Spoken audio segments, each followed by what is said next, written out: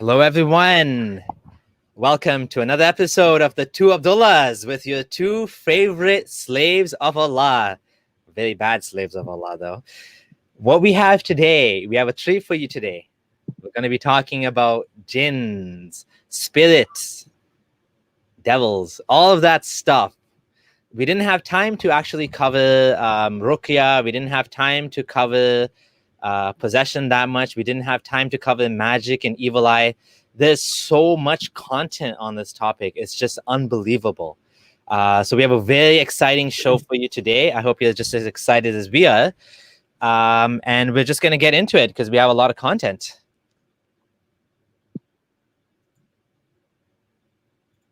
And just as a disclaimer, this is all based on Sunni Islam. So we're going to go by the Quran and the Hadith. And it'll be clear to you that it's not just the Hadith. Some of the more, outlandish stuff you'll find in the Hadith, but it's in the Quran as well. So, but keep in mind, this is from a Sunni perspective. Okay, we're going to start with a clip of Dawah Man. A sister who we're in touch with, who was possessed through Facebook. She was uploading her images and a shaitan fell in love with her, tracked her down, has possessed her, and destroyed her life as a result of it.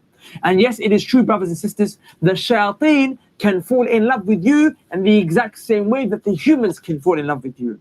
And what's dangerous about the shayateen is that, and who come from the jinn, the evil jinn rather, is that they can see you, but you can't see them. And I'll talk to you more about this later.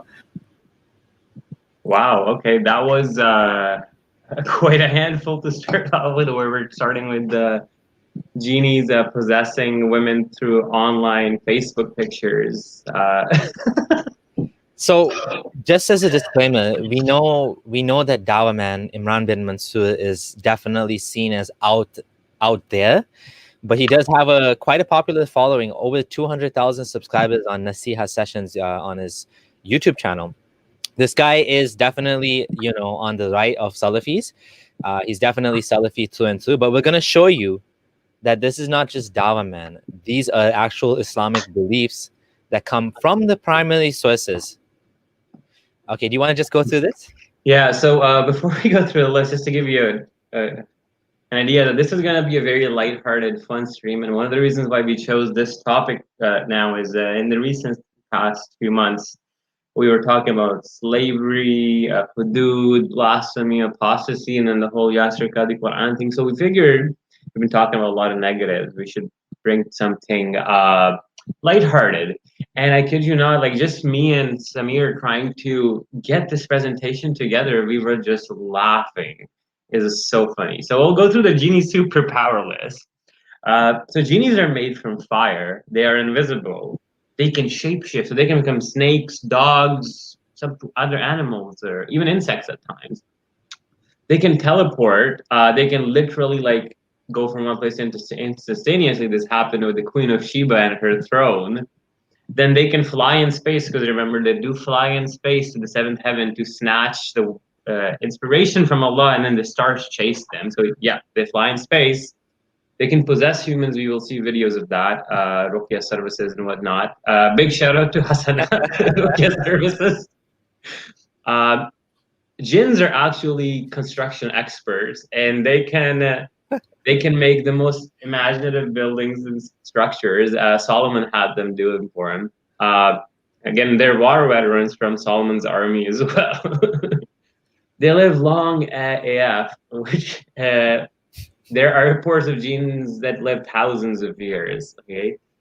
Even that's a question asked to Islamic scholars: do jinns die? And they have to answer it because it's not indicated anywhere in the Quran or Sunnah how long jinns live. Yeah, exactly. I don't know where I read, but there was this one narration or one scholarly opinion that one of the jinns from the time of Solomon, the big jinn, is still alive.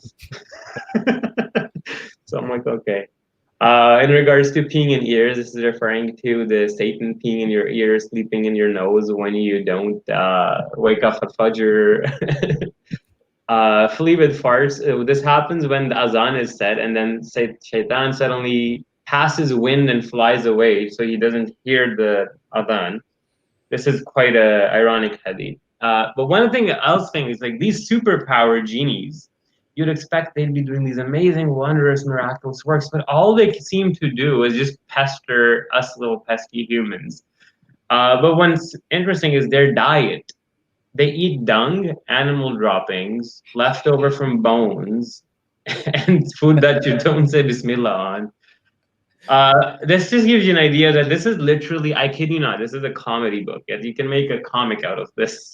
It's a comedy book today, but back then it wasn't. Okay, so we've already discussed. Oh yeah, go ahead. You can explain this. Yeah, so we talked about if you say azan, then the genies will pass a wind and run away, and the shaitan does. The dua for going in the washroom, actually, there's a hadith that says that one of the only things that shelters the genies from seeing the nakedness of the son of Adam is this dua of saying Bismillah. And there's this actual dua in Arabic that I still remember somehow from like, 10 years ago. Allahumma inni a'udhu bika min al-khubusi wal khaba'is. Allahumma janib shaitan wa janib shaitan ma razaqtana. Yeah, like protect us from like the satans and the bad satans in the thing. And make dua before having sex. Yeah, that's the one I still remember. Allahumma janib shaitan. I must have used that one a lot. Because they say if you don't, then like the Satan will influence the child and he'll come out with defect or some as disobedient or something. This one's funny. Kill snakes. Actually, like we said, they're shapeshifters. Genies can become snakes, and then you will actually have to tell if it's a true genie or a true snake. You have to yell at the snake, "Are you a genie?" and give him 3 warnings. If he doesn't reply, you kill him. If that's an evil sin. Reading Quran, Surah Nas, Surah Falaq. So black magic and jinns, they literally directly mention the jinns whispering bad thoughts into humans. And apart from that, there's also Surah Ayat al-Kursi that you're supposed to recite when you have these issues, or just generally Surah Baqarah. I remember, now this is what's interesting. When I was younger, back in my Salafi days, right, and I still had this one aunt that the whole family says she's into the genie black magic stuff. And there was a rumor about her doing it on us, and it kind of like made us paranoid. So I actually played Surah Baqarah every night on loudspeaker, for a whole 40 days to get the genie out of the house. I had a friend, a psychiatrist friend, who actually told me that, I mean, I helped him with this project to give out Surah, but he gave me like $1,000 or something. We bought this CD duplicated machine and everything, and he was giving out Surah Baqarah for people to play in the houses to protect them from jinns on the CD player. Gosh, and the Lansley is good too. Then I think the spit 3 times is the one regarding the bad omen in the dream. Yeah. Okay, on the left side when you wake up. So let Samir explain the jinns in pre-Islamic Arabia, because what's fascinating, it's the history and how the thought evolved. It's so clearly and manifestly humans just trying to make sense of reality around them. So exactly. I just feel like when you look at pre-Islamic ideas about jinns, it just becomes so clear that the whole thing is just basically what Muhammad believed to be true based on pre-existing teachings of the time, or pre-existing, let's say, belief systems, right? And you know, in pre-Islamic Arabia, there's a paper called "Rehabilitating the Spirituality of Pre-Islamic Arabia." It shows you how rich the religious milieu was of pre-Islamic Arabia. They had, they had the Kahin. There was the Sha'ir. The Kahin was a medium, like a shaman type of individual, that helped people talk to the ancestors or the spirits, communicating between the living and the dead, and making sure that the ancestors were happy. So this is sort of like a tribalistic religion. And even the poets, the Sha'ir, were considered or have thought to have got inspiration from the jinns, right? And this reminds me of when Muhammad got his revelation, and his wife was saying, "Oh, you're not a Kahin, you're not." And even the word that's used, soothsayer, is like a negative word, right? It's already been negatively influenced by the Abrahamic religions, and the bias of seeing all of this shamanistic rituals as being sort of evil. How paganism is seen as evil. Even though it's really like ancestor worship and all that. And obviously as atheists, we're neutral to all of these things, but we're just looking at it from an anthropological perspective, right? We're saying, the pre-Islamic values were more, you can say, tolerant to others, right? They were more like pluralistic, And so, just to go back to pre-Islamic Arabia, right? Jane Adelman Smith and Yuan Yazbek have reported in situations of violent death in Egypt, the spirit is often felt to have become an ifrit, which is a type of jinn, and to hover around its former habitation for a number of days, and it goes out at night begging people for a drink. It's not uncommon in other cultures for there to remain an overlap between spirits of the dead and demons, with those considered evil in life becoming potential demons. So this is not an Islamic belief. Islamic belief does not say anything about humans becoming jinns or anything like that. We're just showing you that the idea of jinns was more vast and more broad before Islam. And then Muhammad, of course, limited it to his specific understanding. And then you're going to see the Islamic explanation, right? But before Islam, it was just like a general belief, and there was different categories, and we're going to go through that. So there's 3 types of jinns: Ghul, Ifrit, and Silla. And Al-Jahiz said every supernatural creature takes diverse forms, right? They seem to appear in different forms, often animalistic, and appear and disappear like the light of a torch. And generally any jinn, listen to this, leaves a physical corpse behind when killed. And we have this poem from pre-Islamic Arabia that says, I spent the night leaning on her, waiting for her in the morning to see what I caught.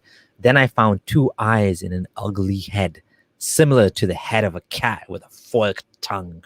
So like, they used to believe that some of the dead, like they would see something, they would say this must be the corpse of a jinn. So just imagine, pre-Islamic Arabia, this is what they used to believe. They used to believe all of these things. And now we're going to go over to jinns in Islam. Should I keep going? Yeah, well, what you can see on the screen here is you took a quote from the exorcist tradition in from Bilal Phillips. One thing I wanted to mention now that Dr. Bilal Phillips actually did his PhD in exorcism in Islam. So he is the Genie Don, the Genie expert, okay, of the Shayukh. But from his book, as Samir, you can read out the quote for me. Yeah. Ibn Taymiyyah said, no one in any of the Muslim sects denies the existence of jinn or that Allah sent Muhammad to them. So, the funny thing is, I remember the story. I'm not going to mention. There was a Muslim guy I was debating with on Facebook. And I'm like, you don't believe in this stuff? And he's like, no, I don't believe in it. I'm like, it's in the Quran. He's like, oh, yeah, I believe in it. And he had to change he had to believe in it. It's like a theological compulsion. You have no choice. Before we go forward, I just wanted to say one thing, that a lot of people will try to say that jinns or genies are metaphors and they're not actually beings, and Allah using them as some weird storytelling method. But the problem is that the genies are actually tied in with literal historic events that are tied in with Quranic revelations, and they're recorded extensively in Sirah books. So no, they are definitely not just metaphorical beings. In fact, you will see extensively throughout the Quran and literature affirms them as being actual beings that worship Allah and that can affect us and the environment around them. So what we'll go first is, what are jinns made up of? So we see in Surah Hijr, verse 27, and Surah Rahman, Allah says that we created, and the jinn we created before from scorching fire. And then he says, and he created the jinn from a smokeless frame of fire. So you see here that Allah created jinns from fire, but it's smokeless. That's one thing we see. And this ties in back to the incident of Iblees, where when Allah asked him to prostrate to Adam, Iblees used his creation from fire as an objection, saying that he's created from something more fierce like fire, whereas Adam is only made from clay, and hence the whole saga continued. I just wanted to point that. Let's move forward and see what's up next. This is very, very, very important. And I actually didn't realize this for a while back. I was just reading the Sirah again 2 years ago. We're just showing 2 versions of this. This is extensively recorded in Ibn Asaq, Tafsir Ibn Kathir's Sirah as well, but we're just using Tabari's volume 6, page 117 to 119. I'm just gonna go to my site so I can read it clearly. Yeah. So when Prophet Muhammad left Taif, and he went to returned to Makkah, when he was at Nakhla, in the middle of the night to pray. As God has said, a number of jinns passed by. Muhammad ibn Ishaq said he was told there was 7 jinn from Nasibin of Yemen. They listened to him, and when he had completed his prayer, they went back to the people to warn them, having believed and responded to what they have said. Yeah. So what happened here is a psychological thing that's needed, very important to highlight. Muhammad goes to Taif. Muhammad is upset. Muhammad is not happy the way people of Taif reacted to his message. In fact, they stoned him, pushed him out of the city. Muhammad is sad, and he is like, he doesn't know what to do. He's desperate, and then suddenly, nobody believes Muhammad. But who believes Muhammad after being rejected by Taif people? The genies, of course.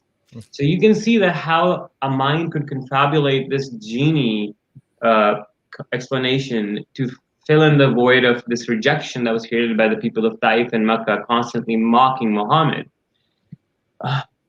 And as you can see on the right side, it gives into more detail where he goes into the market of Uqaz. And then here's what I'm going to read. So at the same time, a barrier was put between the devils and the news of the heaven.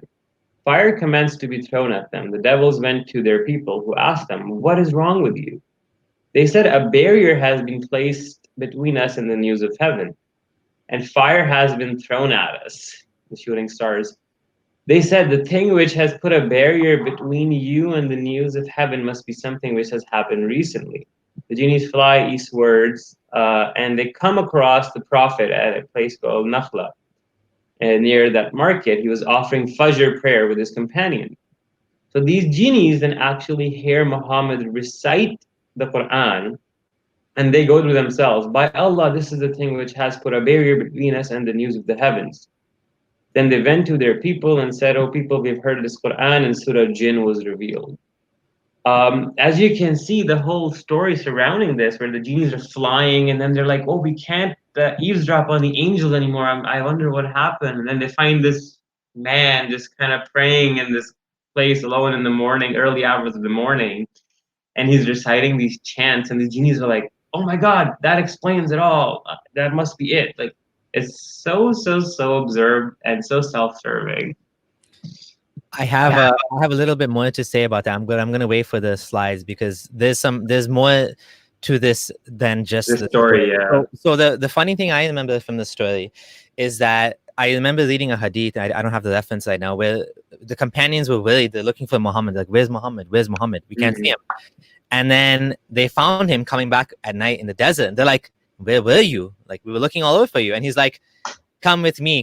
He shows them a campsite where there's like fire pits or whatever. He's like, "You see these fire pits?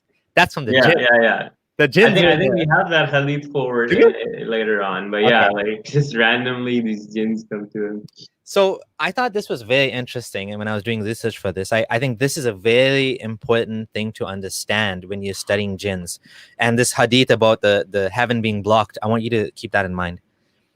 Prophet Muhammad saw Kahins as competition, because you will see just how haram he made it, talking to a Kahin. In pre-Islamic Arabia, these Kahins were considered people that you go to if you need, for example, like an oracle, for example, right? But he wanted to be the exclusive one dealing out with the truth, right? Because there's prophets and then angels, and then it goes to Allah. Whereas from Kahins talk to jinns, and they get access to otherworldly information, right? So Muhammad said, actually Muawiyah said, "I said, Messenger of Allah, there were things we used to do in the pre-Islamic days. We used to visit Kahins." Whereupon Muhammad said, "Don't visit Kahins." Okay? So basically he didn't like it. He didn't like them going to Kahins. Then they had a question. I asked Messenger of Allah, "The Kahins used to tell us about the unseen, and we found them to be true." So now this is a test of his prophethood.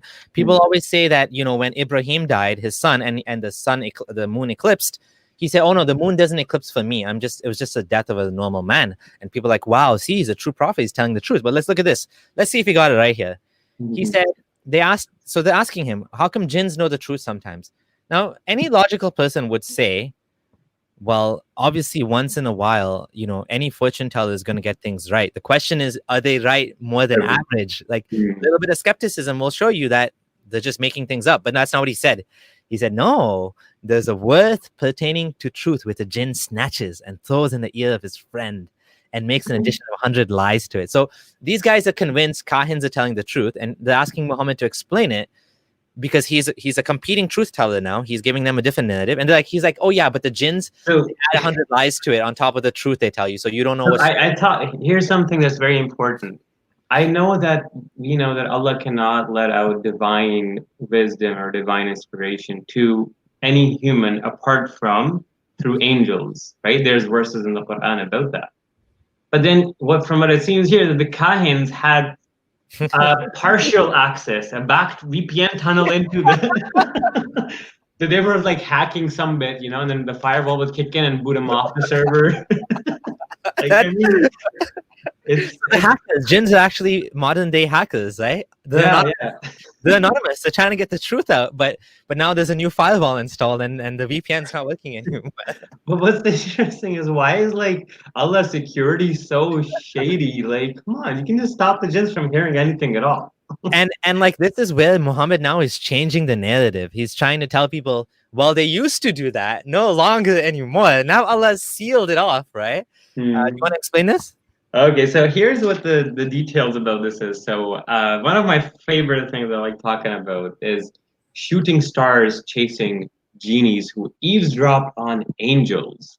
So essentially what happens is, to give a summary, is these genies used to go up in heaven, sit around the 6th and 7th heaven, and they'd listen to what Allah was telling the angels, or the angels were talking about amongst themselves. Then the genies would listen, and then they'd run away. And they'll give that one thing they heard to the Kahin, who would add 100 lies to it and make it something else. But what was fascinating, how did Allah scare the genies away from listening to his heavenly conversations? By having the angels throw stars as missiles or stones at them. So what we see here in Surah 67, verse 5, it's and we have decorated the nearest sky with lamps and have made them devices to stone the devils and prepare from them the punishment of hell. The word here is rujum al-shayateen, which is rajam, stoning the devil, right? So this is the heavenly angel stoning the Jamarat alternative. And this is an interesting verse as well, because it's actually an intersection of dunya and like the unseen, ilm al-ghaib, right? Yeah. What it's saying is, Allah is describing وَلَقَدْ زَيَّنَا السَّمَاءَ الدُّنْيَا. He's saying the sama dunya, the nearest heaven, meaning the star, is decorated with stars. So in one swoop, he's defined what the sama dunya is, because he said there's stars in it, right, with lamps.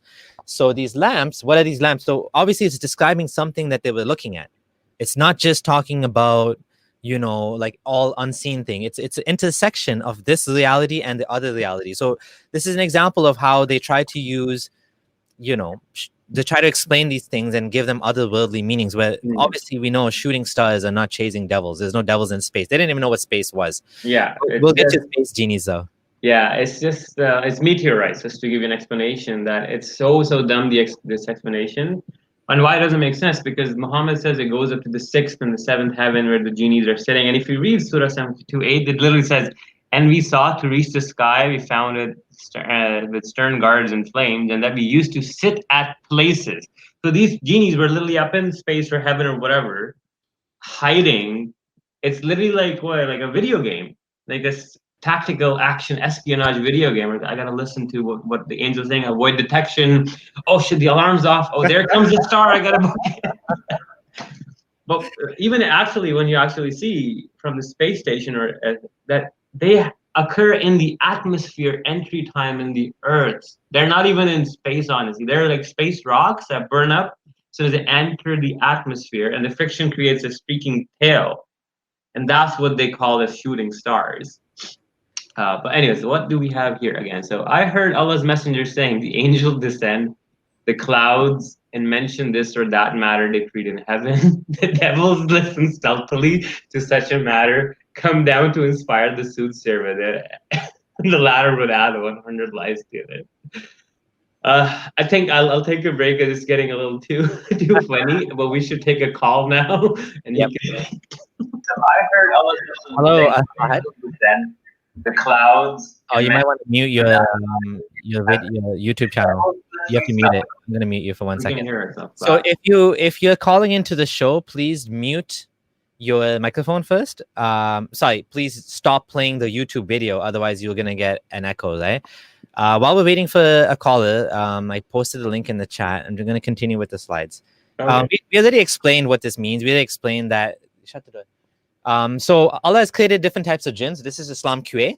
Among them are some that can take on different forms, such as dogs and snakes, were flying winds with wings, and some who can travel and rest.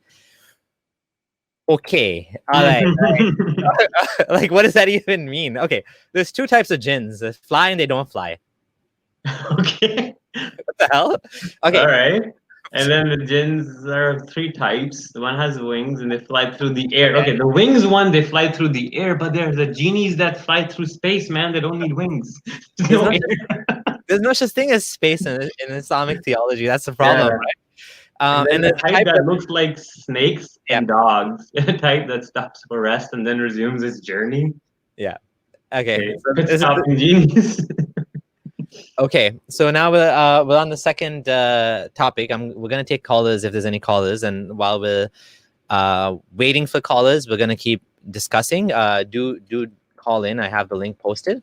All right. You just need you don't even need a camera. Basically, you need microphone. Yeah. Okay, so jinns and animals. Okay, so this was interesting, and I remember this. My mom used to tell me, my aunties used to tell me throughout, do not go out often after the night is still. Allah has animals which He sends out. Anyone who hears the barking of a dog or the braying of a donkey should seek refuge with Allah from the accused Shaitan. They see what you do not see.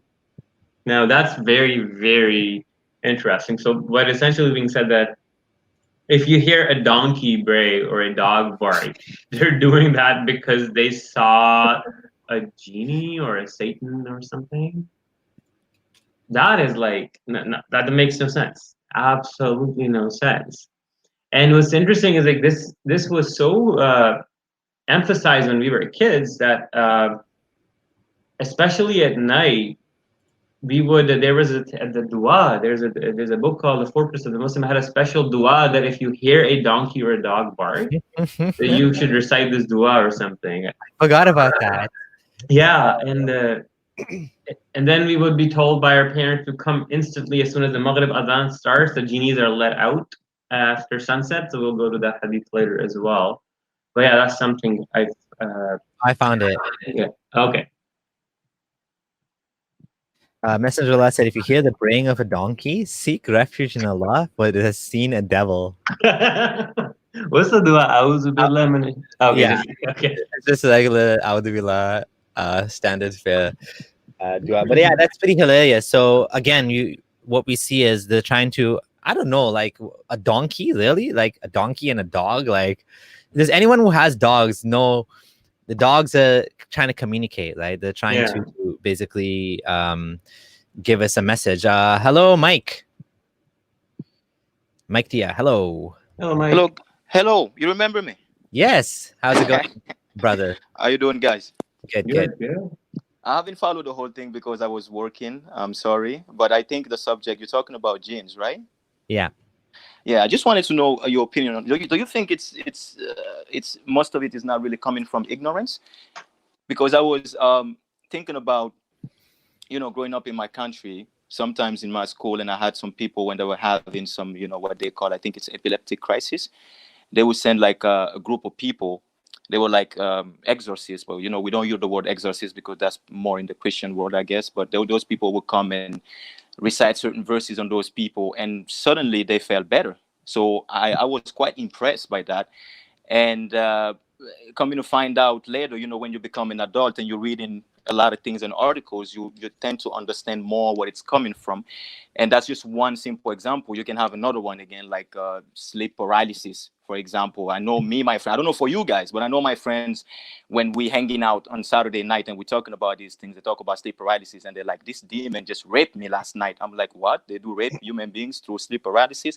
So I'm really confused about it. And when I read articles recently about it, because again, in order to get out of ignorance, you're going to have to study. As soon as you study, you know more. But if it's blind faith, you will not know. And I read articles. I'm not sure if it's how accurate the information in that article was, but it was saying that it's basically just your brain that, paralyzes your body when you're sleeping, when you are in rapid eye movement or something like that. And you're not supposed to be awakened at that time when you open your eyes.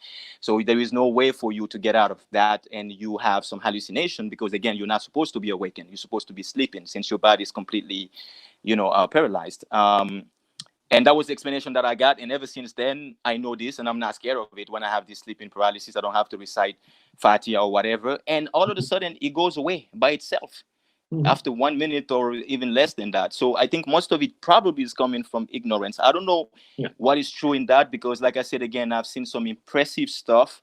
So I'm not going to totally deny the fact that maybe there was some supernatural stuff happening out there, because it was quite amazing what I've seen. And I know some people can also confirm that. But just for this portion of the conversation, I wanted to have your take on it. Okay, thank you for your question. Abdullah Gondal, you want to talk about that? Yeah, for sure. So like he said, jinns and beliefs in jinn possessions come from places of ignorance, and he's absolutely correct. There is no reason, absolutely no reason to believe that something like a jinn possession or spirit possessions exist. In fact, almost 100% of the time, you can put the person in a neurological setting and you can tell what is wrong. Most people like these have schizophrenia or epilepsy. Actually did a whole presentation on temporal epilepsy and detailed, and if you watch that, can make a lot of connections.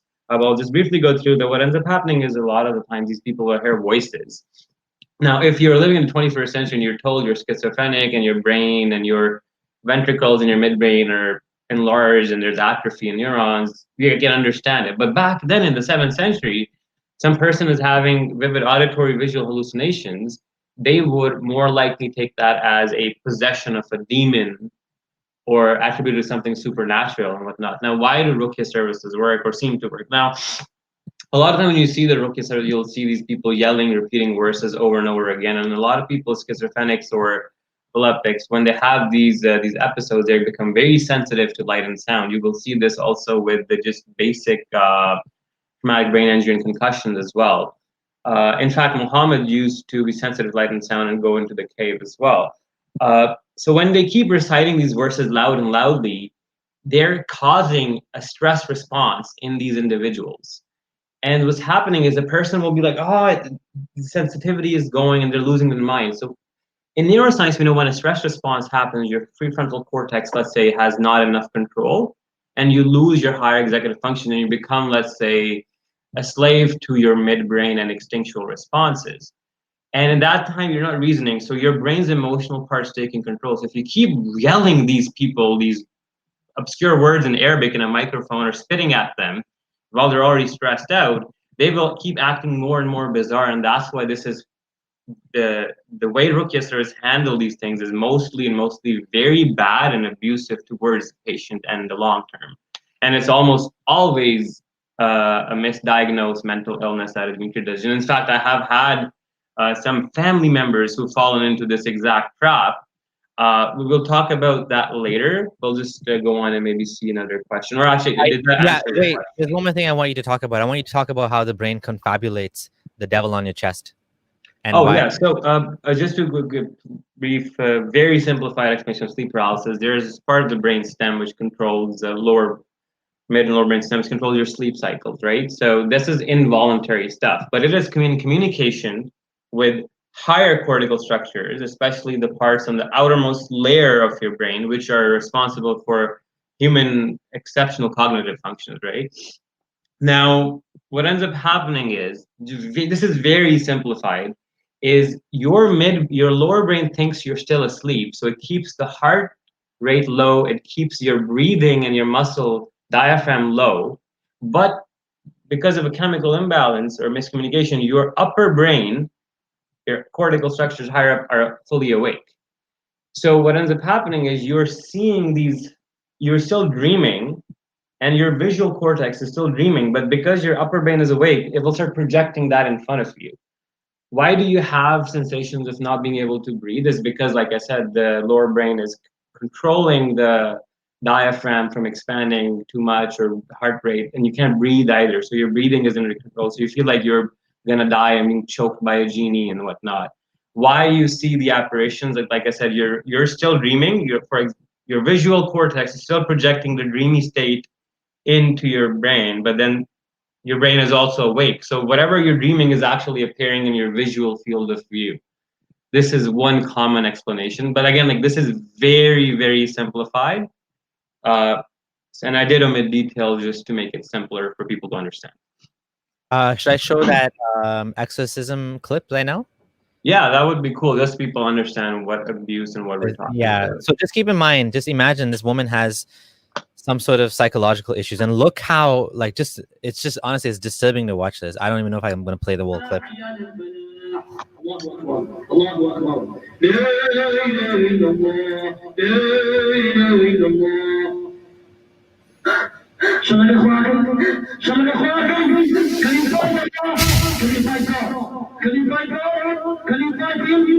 يعلمون الناس السحر سحرا سحرا سحرا سحرا يعلمون الناس السحر يعلمون الناس السحر سحرا سحرا سحرا يعلمون الناس السحر يعلمون الناس السحر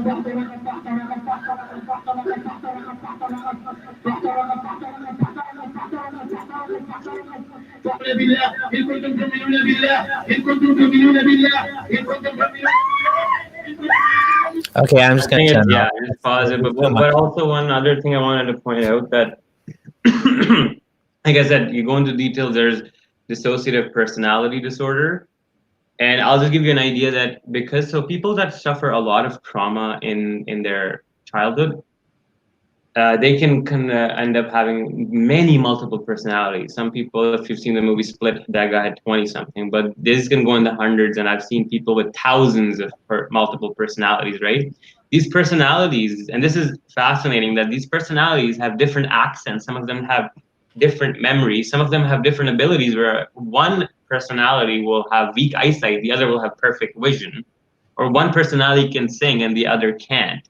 One can read a certain language, one can't.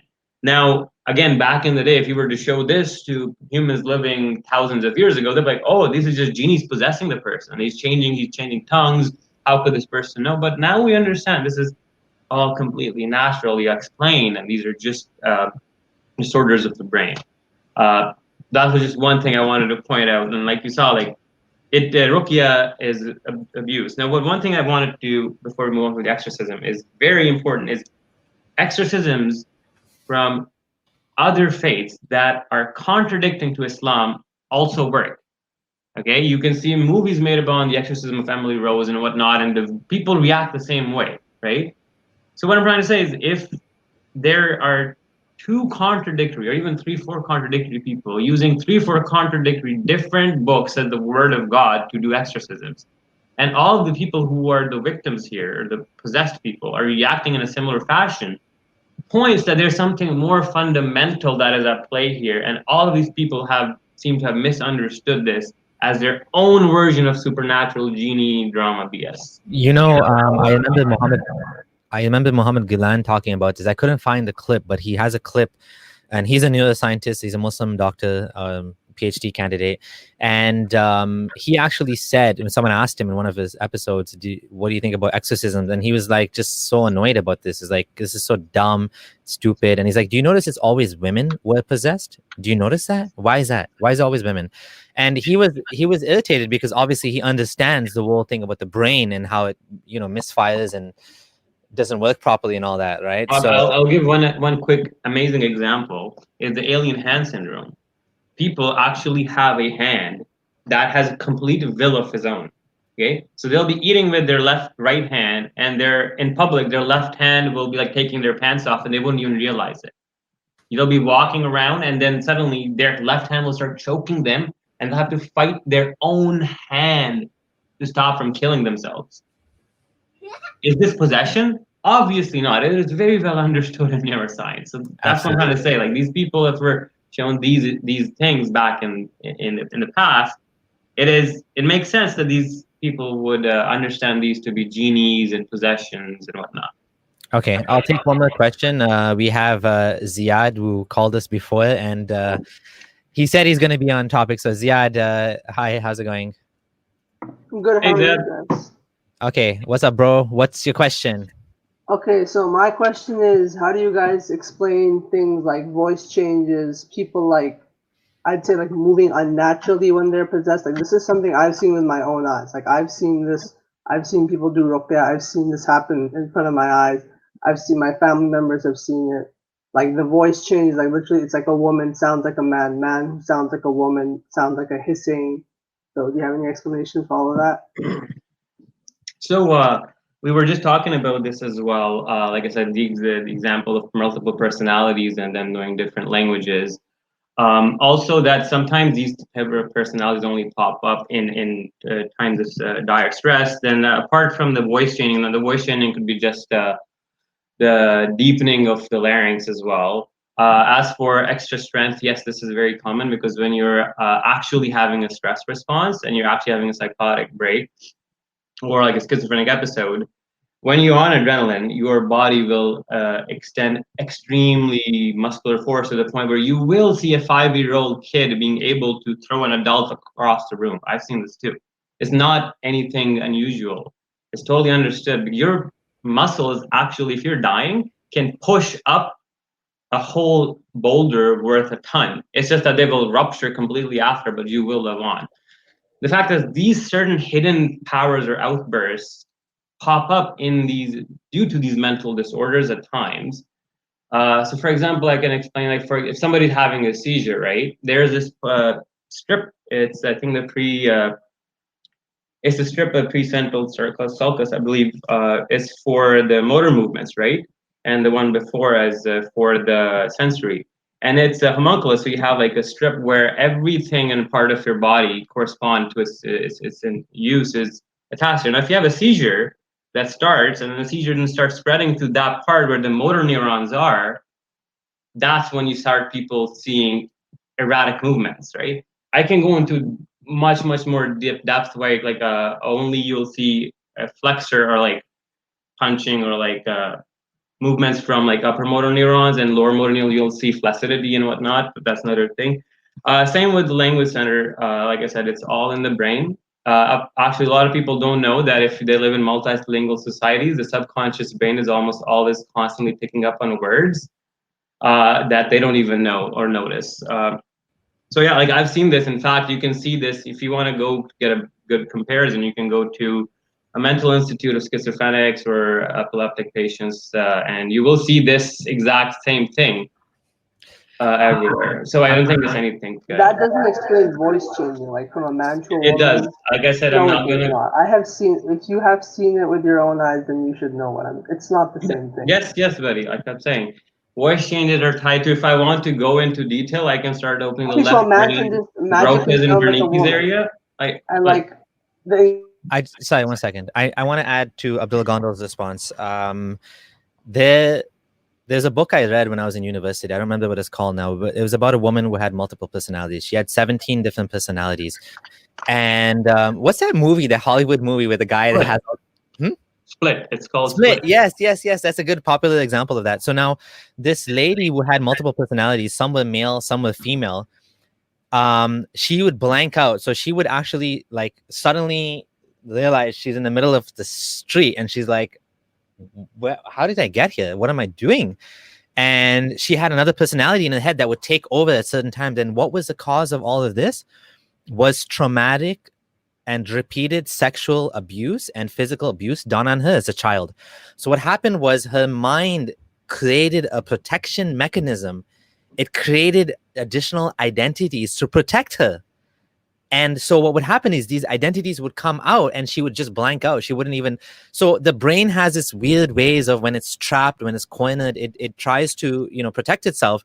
And so even in her adult life, now the problem is obviously it was maladapted, because what happened was her life was a mess because she didn't know what was going on. She would appear in places. She didn't know how she got there. She had different personalities. She had like different voices, even different, like it was like different people in her brain. And eventually with the therapist's help, she managed to bring out the other personalities, talk to them, make peace with them, and find a way of feeling protected. And eventually they all went away. There was no exorcism needed. It was just therapy needed for her to recognize her trauma, to deal with it, and to find a way to feel safe again. And that was about floating? What? Floating in the sky, like you've seen people float in the sky? You're saying you saw people float in the sky? Like not in the sky, but like few inches. Like it's like David Blaine kind of floating, like the guy goes on YouTube and he floats 2 inches and people think he's doing magic. That type of floating? No, not 2 inches, but like I've seen it with my own eyes. I don't have like a video of it, but I've seen it with my own eyes. Okay. Like I said, that's very anecdotal, and I mean, I used to be in magic a lot. I'll just let you know that I have books from Chris Angel and all that. I don't think they float. There's a lot of tricks involved. You know what? There's a guy. I saw it with my own eyes. It wasn't some magic show here, okay? Yeah, no, I know that's the point. I honestly don't know how to explain that. If you saw that, there's a $1 million paranormal challenge by James Randi. $1 million. He has a competition. I think it might be closed now, but he had a competition where he said anyone that has any sort of paranormal experience, whether it's talking to jinns and you know the jinn will tell you what card I have in my hand, magic, anything, floating in the air, anything that cannot be explained by science, he will pay you $1 million. And time after time after time, every single one of them, when they were in a controlled situation where people are watching them and there's cameras, they couldn't do it. The jinns left them. The magic went away. The supernatural powers of talking to the dead or whatever it was, it always failed. Because when you actually apply skepticism to these claims, they fall apart. I don't know what you saw. I honestly don't know how to explain it.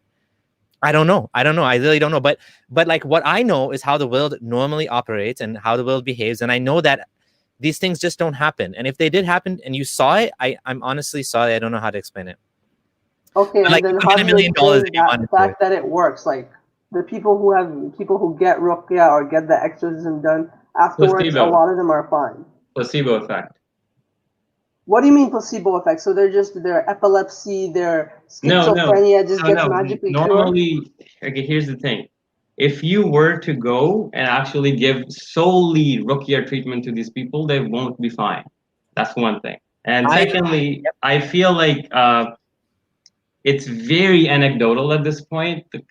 And I don't like, what I will ask you is ruqya also works from competing religions. Buddhist ruqya works, Christian ruqya works for Christians, Hindu ruqya works for Hindus. Are they all okay and correct, or is there something more fundamental that they all missed? There's also speaking in tongues. Christians speak in tongues. They're possessed by the Holy Spirit, and they do all these things. There's church services where the guy does this, and people fall down from the Holy Spirit. There's a lot of different people that have experienced such things. I forgot my point now. I forgot what I was going to say. Oh, yeah. I remember yesterday I was talking to a Somali ex-Muslim girl, and she said that she has people in her family that, her name is Noon. And she said she goes in Australia. She's in Australia to the psychiatric ward. And these people who thought they had jinn possessions, they got medical help. They took antipsychotic drugs and the jinns went away. Yep. And she said they think it's the dua. And I'm like, well, I don't care if they think it's dua as long as they keep doing the medicine. And she's like, yeah, but the problem is, they don't care about the medicine. They think the dua is what's causing the effect, even though they're taking medicine for now. She's not sure if they're going to continue doing it. So, I mean, I do appreciate your question, and thank you for keeping it on topic. I really do appreciate that. I honestly don't know what else I can add to this, though. I don't know what else we can say. If you believe, you believe. There's nothing we can do to convince you. All we can say is try to be a little bit more skeptical. Try to, like, for example, someone told me that if I see a jinn exorcism, I will believe in Allah again. And I'm like, that's a weird way of proving Allah exists. Yeah. But okay, why do you think that? He's like, yeah, at the experience, you hear people talking in Chinese. I'm like, okay, did you record it? I would love to hear this Chinese and record it and play it back to a Chinese speaking person. I want to hear, is this real Chinese he's speaking? or does it just sound like Chinese? And he's like, I don't have a recording, but I'm like, I would love to see that, because as a there's materialist, one thing that happens with a lot of these psychotic breaks, especially with schizophrenia and epilepsy, is something called clanking, where during or after a episode, the person will start speaking gibberish or in tongues or words or sounds that don't really make sense. But to a person who's not informed, feels like, oh, he's speaking a different language. I would love to see evidence. Honestly, like my skeptic, I have an atheist friend who was one of the guys that helped me to leave Islam. And he told me, I would love for there to be evidence of ghosts or like spirits, or like, as a materialist, this is the only world that we have. And this, to me, this makes the best explanation. But if you have evidence of something else, I would love to know. I would love to be like a ghost in the next life or whatever. You know what I'm saying? Like, we're not like the reason we don't believe it is because we haven't seen sufficient evidence for these claims. If there is sufficient evidence, one day, like I've heard one Pakistani guy tell me his walls were bleeding, and I'm like, I don't even know what the hell that means. His walls were bleeding. Maybe some animal died in there. I don't know. Like, but like, you know, I've heard that too. Yeah, there's probably just one thing I wanted to add is humans have a tendency to levitate towards supernatural explanations before they'd go to the rational ones, especially. You have a tendency to block people. Excuse me, that's uncalled for. Sorry, have a good day, man. That's just not appropriate. Okay. Let's go to the next slide. Oh, there's a couple more callers. Should we take a few more slides? Where were we at actually? Did we start Black dogs? Oh, okay. So we've done the Kahins. Oh, jinns and animals, right? Yeah, we can actually take I think actually just for one thing that Ziad was mad about, we actually let him speak twice. Yeah. The first time he was off topic, we let him speak. He brought up a completely irrelevant topic that was polemical, and we addressed that. Then we gave him another chance to speak up again. We were having a good discussion, and I was actually enjoying the questions he's bringing up.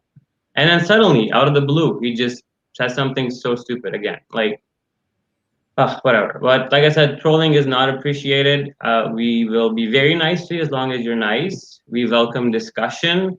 If you have any points that you want to make, or you feel like we said something, please do it in a cordial manner and not in these little weird ways. I mean, I know that your beliefs are being challenged, or that, like, if you're cornered, it doesn't mean that you say that, you like blocking people. No, we were actually we were being so charitable. We let you on our show twice. Okay, hold on. Listen. I can block whoever I want to. Seriously, I don't have to explain to you. Okay, I don't have to explain to anybody. I don't need to justify to you whether I let you on my show or not. I don't need to justify to you whether I talk to you on Twitter. I don't need to justify any of these things. This is my life. I'm doing it out of our own niceness that we give you time to come on a show and talk and ask questions, right? Yeah, like, you know what? Like, I don't care if you say I block people, or if I don't care. Like, I'm doing this for people that want to benefit from this. If you are one of those people that's just going to troll or be annoying or be abusive, or frankly, I just don't want to talk to you for no reason, except I just don't like you. I don't like you. I'm not going to talk to you. Bye. That's it. That's the end of it. And like Abdullah Gondal saying, like Abdullah Gondal already, after you trolled us last time, I think he didn't even want to take your call. I gave you a chance. Please don't troll. Like, this is not going to be helpful. Let's take a couple more slides, and then we'll get to the Tinkerman and Potato were waiting.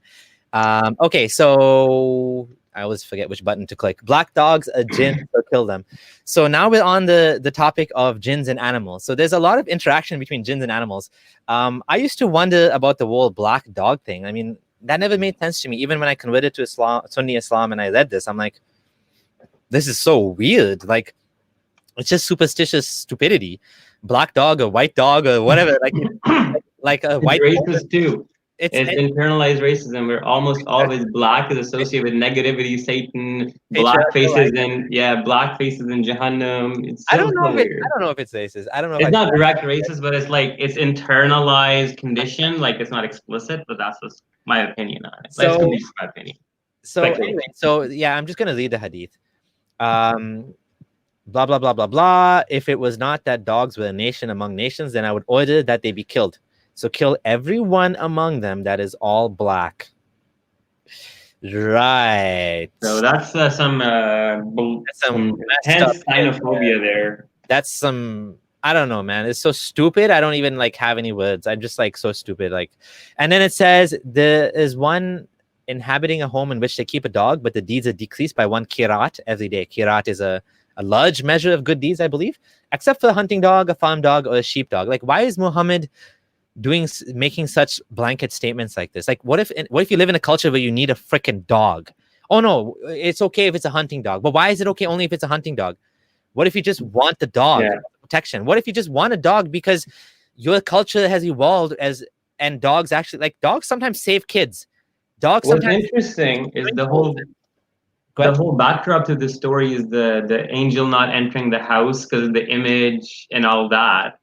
And initially, Muhammad, in fact, did say kill all the dogs. And there's hadith that said that the Sahaba were killing puppies and dogs everywhere. The people in Medina who had farms and fields or whatever, they said that we need them to protect and all that stuff. So then Muhammad says, okay, have the dogs for protection, but kill all the black ones still. That's the context. I mean, I know so many Muslim families that would love to have a dog and they just cannot do it because it's whatever. Yeah. Okay. Another hilarious example of interaction between animals and humans, animals and jinns. So there was a companion. He entered and found a big snake coiled on the bedding, and so on and so forth. The man died and the snake died. Both of them died. They went to Allah's apostle and made a mention of him. And this is so funny. This is so funny. Imagine this. They came to Muhammad and they're like, pray to Allah that the man be brought back to life. What? I mean, according to them, this is Allah. Allah can bring people back to life. Muhammad, bring him back to life. And of course, he just ignored that part. He's like, yeah, ask Allah to forgive him.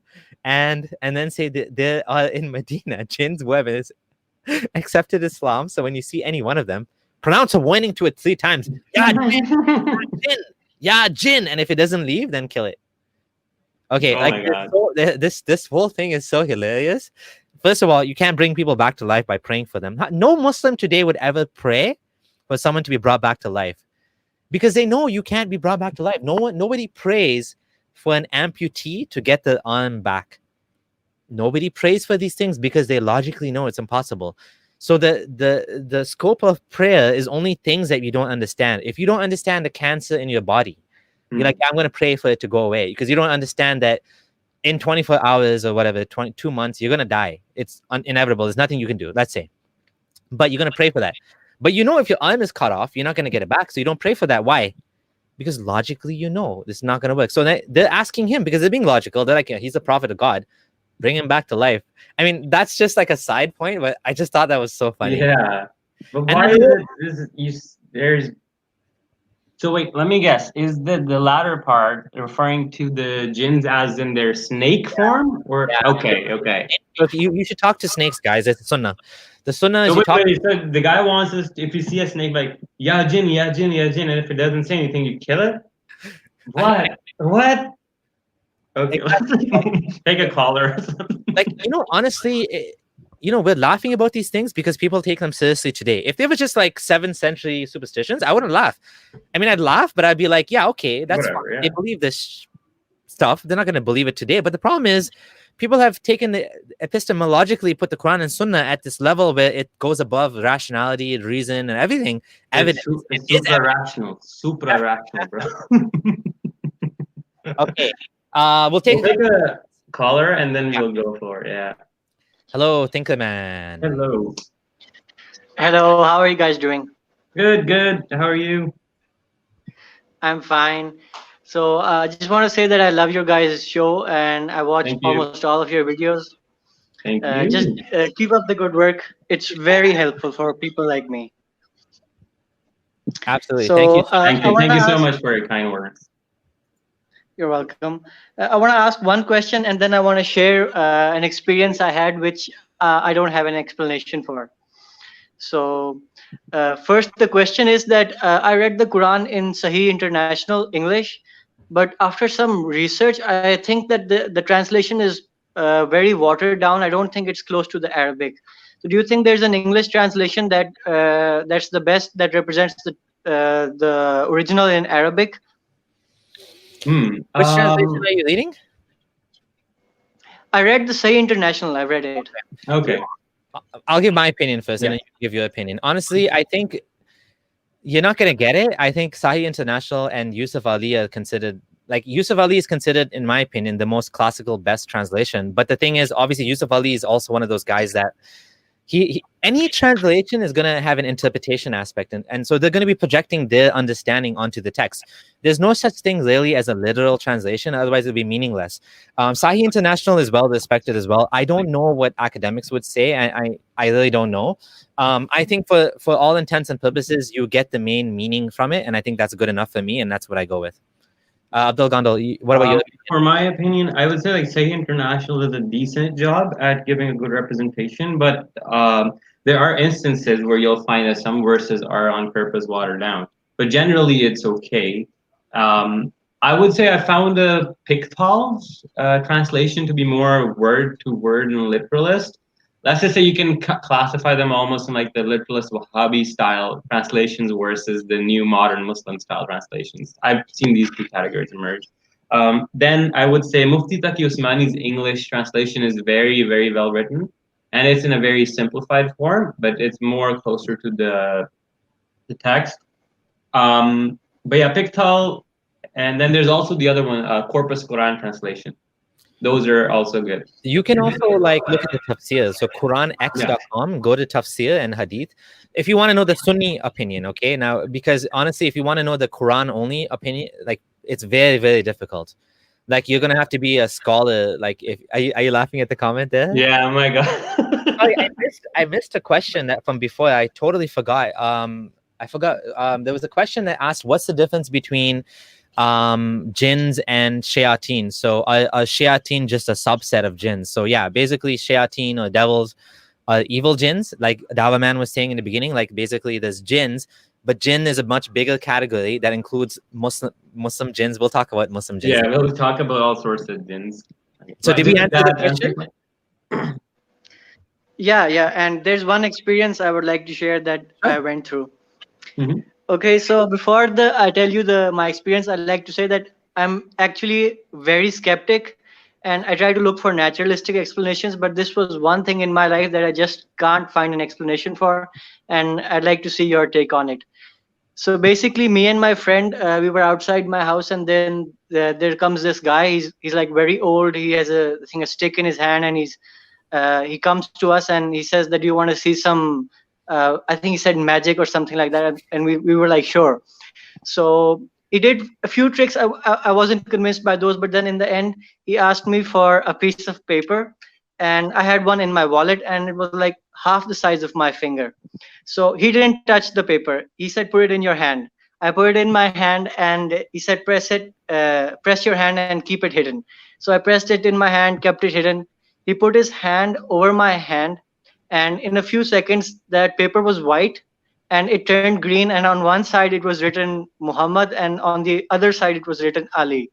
So I just can't figure it out. How the hell did he do it?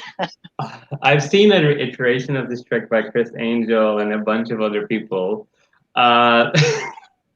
What they normally do is they change, like they make a spot appear or some writing appear, or like the card you write and sign is there, and then you close your hand and they do this and the card is in your hand.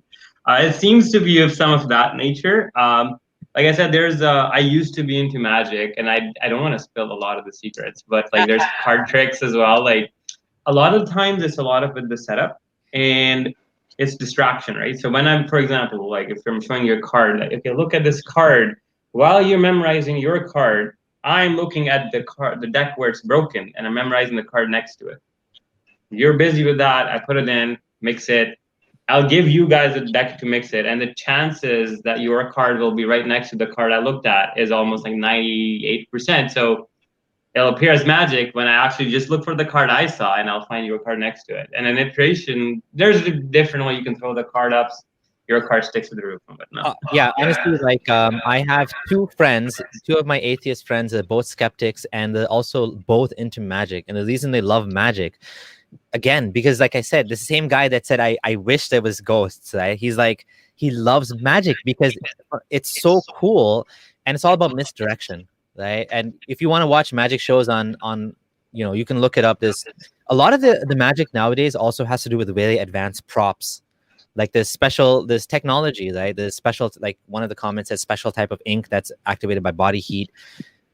It's magic tricks and magic tricks. There's no actual jinns involved or anything like that. It's like if there was, again, James Randi will pay you $1 million to prove it, but it never. Here's a very simple trick I used to do, and I do it every time. It's a great optical illusion, and you can make people think that, oh, there's some supernatural. Is you take a coin, like a normal coin, you put it right here, okay? And then you just put it here, and then you put your arms like a good apart, and then you just do like this. And the coin appears in your other hand and disappears from this hand, right? This is a very common trick, but what ends up happening, just all it is you do this, the coin when you're doing flies, and you just got to practice to catch it. This happens so fast that your eyes cannot see it, right? Yeah. So to an unsuspecting person, within you can trick them that it's magic, and you're jumping coins from one hand to the other, and you can have modified variations of these techniques where instead of the hand, you can put it in like your pocket. It comes out of your pocket, people's ears or heads. I used to do this one trick when I was younger, and this was like about like 14-ish. You used to tie like a rubber band on the inside with a paper clip, right? And you stretch it under a full sleeve shirt, and then you put it onto the head of a pen with a cap on it. But you hold it like this, so when you let go, the pen just disappears. Or you can hold the pen like this and you go like this, and the pen just disappears. All it's going is in your sleeve. But like I said, people would actually start saying, "Oh, like angels or genies helping you." And a lot of times, magic tricks in those regions with that. But anyways, let's move on. We kind of delved onto this too. Yeah. Thanks for your question. Call in again sometime. Bye. Okay. Bye, guys. Bye. Okay, we'll take another question, and then we'll get back to a couple of slides. Patata Potato. Hello. Hello. Can you hear me? Yeah. Yes. Well, first of all, I'm a Muslim who doesn't believe in jinn possessions. I'm actually an Orthodox Sunni Muslim. Okay. But I've never believed in it. And we're actually a family who doesn't believe in it, and we are known for that. We actually have a story where a lot of people just come to us with different things, and they portray as if it is a jinn possession, but it isn't actually.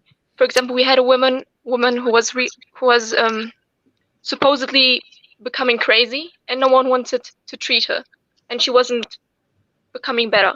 So my father took her to a doctor. He's actually a doctor himself, and then they found something on her brain, some kind of tumor, and they my father paid for her operation, and it went away. She became normal again, and now it's kind of our job to follow up on these stories and debunk them as they go. So this is the reason why people usually don't come to us with jinn possession stories, because they know they're usually kind of silly. Although, they just don't understand that the human brain is a complex issue. And absolutely. Yeah. So you believe in jinns, but you don't believe in possession. Is that right? Yeah. Okay. The reason you believe in jinns is because the Quran says there's such a thing as jinns? Yeah. Yes. And we don't believe in jinn possessions because the Quran doesn't say anything like it in the because it's such a big issue that it has to be mentioned in the Quran because it's just too big. You have a jinn who takes possession of your actions, of your words, of everything, and on the Day of Judgment, God is supposed to be judging all your actions. What happens to the time where you are possessed by a jinn? Does it somehow eradicate? It would be considered insanity, right? It would be like insanity. Yeah. You wouldn't be. Yeah. Would you say that if it wasn't for Islam, you wouldn't believe in jinns, or do you think you would believe in jinns anyways? Like, do you have any experience with jinns yourself, or like when you say it's nonsense that they can possess people, like we would say it's just nonsense. Period. Why stop at possession? Because you definitely sound to be really intelligent, coming from a perspective of rationality and reason. I would invite you to say, like, to go further and say, well, magic is nonsense too, evil eye is nonsense too, sihr, and it's all nonsense because none of this is real. Yeah, of course it is the Islamic perspective that gives the credentials for all of it. But I think the thing with jinn possessions, it's a complex issue that we think it's actually kind of unfair to be done by God himself on humans. And my father actually debated a lot of scholars on this issue, and they say, okay, there's a difference of opinion. You can disbelieve in jinn possessions, but you have to believe in jinns. Yeah, and I've never had any experiences with jinn or magic, or evil eye. People try to tell me always that some things happen because of that in my life, but I never believed in it. I think it's kind of silly. I'm a person I'd like to take. I believe that I'm accountable for my own actions. So if the lights are flickering, it's probably because you didn't pay your bills and the government is trying to give you a notice. Oh my God! Actually, thank you so much for your call. I'll mention a light flickering story with myself as well. But one thing I find it very interesting is you're saying that the jinns, like the Quran doesn't say the jinn possession, but then when we come back to the Mawdatain, the two pulls, right? Would you not feel that, not explicitly though, but implicitly they do say in a way that jinns can possess humans? The story about the Qul Huwallahu Ahad, these surahs. Yeah. I think it was because of black magic, if I'm not mistaken. Wasn't it? Yeah, but then at the bottom it says about the waswasa from the jinns, right? So the whispering, and then how they. So I was just saying, doesn't imply that they can influence the actions of our, I believe in waswasa, but I don't believe in jinn possessions. Okay. But so then one would ask again, till what point do the waswasa turn into, or the intensity of the waswasa goes to an extent that it becomes overpowering and the jinn takes control of you? Because could that happen in your view? In my opinion, no. I think words are powerful. So I think waswasa is powerful enough for a human to kind of do certain actions. Okay. But let's just say that I'm an Orthodox Sunni Muslim my whole life. I'm now at a phase, this is the reason why I'm watching you guys. I'm kind of questioning everything. So I cannot give you my opinions currently, but my opinions back then. In fact, just for your safety, I would say if anybody knows who you are, I would say refrain from saying anything that might land you in any form of trouble with the community, okay? I know. Okay. Yeah. Thank you so much. Thank you so much. Thank you so much. I had a question. Yeah. I'm sorry, sure. I didn't. Go ahead. Go ahead. I went off about my disbelief in jinn possession, but I forgot to ask the question. Did you ever link a personal experience to a jinn possession? Yes. Evil magic or evil eye? So flickering of the lights, I laughed when you said that. So there was a phase in my life of I think 2014, 2013. I was alone. I had visited family for a few months back in Pakistan, and then I had gotten engaged and had flown back to Canada, and I was feeling very homesick. So I was also depressed, right? And so my family had convinced me that and I myself convinced myself that there's something up, because these feelings and whatnot are not normal. And my family had told me that there's an auntie in my family that's threatened to do black magic on us. So that fed into my paranoia. So I used to do the special, I'll pray the salah, and then I had these special du'as I'd recite after for taking the genies off and the black magic off of me, right? And this one night, I just get up and I'm praying, and as soon as I say the salam at the right and left, the lights flicker, right? There was a whole power surge for a good 3-4 seconds. They flicker a few times, but then it stabilizes, and I say Allahu Akbar, and I thought, look, I said the dua, and Allah, it seems that the energy of the genies left, and that caused an interaction with the field in a light bulb or something. And it made it flicker. But that was my thinking back then. But like I said, it could feed into these kind of stories if you're, like you said, not inclined towards rationality and have not been informed properly. Yeah, that's happened to me. Yeah, thanks for your call, and thanks for sharing the perspective of like there is a perspective among Sunnis that possession isn't real. Like you said, a lot of this stuff is, the religion itself is not just the Quran and Sunnah; it's also the words of the scholars and other things. So definitely, some scholars would say that possession is a real thing. Bilal Phillips wrote, his book, The Exorcist Tradition in Islam, and he spoke about this. So like there is a difference of opinion, but thank you for sharing that. That's a good point. Thank you. And Thank good you luck for on taking your the call. journey. Yeah, and good luck on your journey. Have a good Thank day. you. Bye-bye. Bye. Bye-bye. All right. Let's do a couple more slides and then we'll take some more questions because we're behind. Okay. Jinns and religious belief. Okay, so now we're going to get into what the whole point of jinns. Allah says in the Quran, He created jinns and mankind to worship Him. Okay, I don't know. Don't ask me. I'm not going to go into that. Go ahead, Abdullah Gondal. You want to? So here we see Surah Jinn, like we talked about the revelation. The surah actually, it's an absurd. How did this surah, this concept, become a standalone chapter in the book?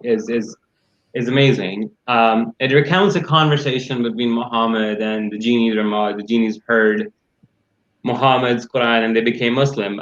Long story short, this tells us that genies actually do worship Allah. They do, like I said, it has been revealed to the group of jinn. Listen, and as we have heard an amazing Quran and guides to the right course, and saying about Allah. So they actually have different gods. They worship different gods. They have different religions. And actually, when you go to the next slide, in verse 14 of this surah, I just think this is so interesting that the jinns. By the way, you guys were Christian.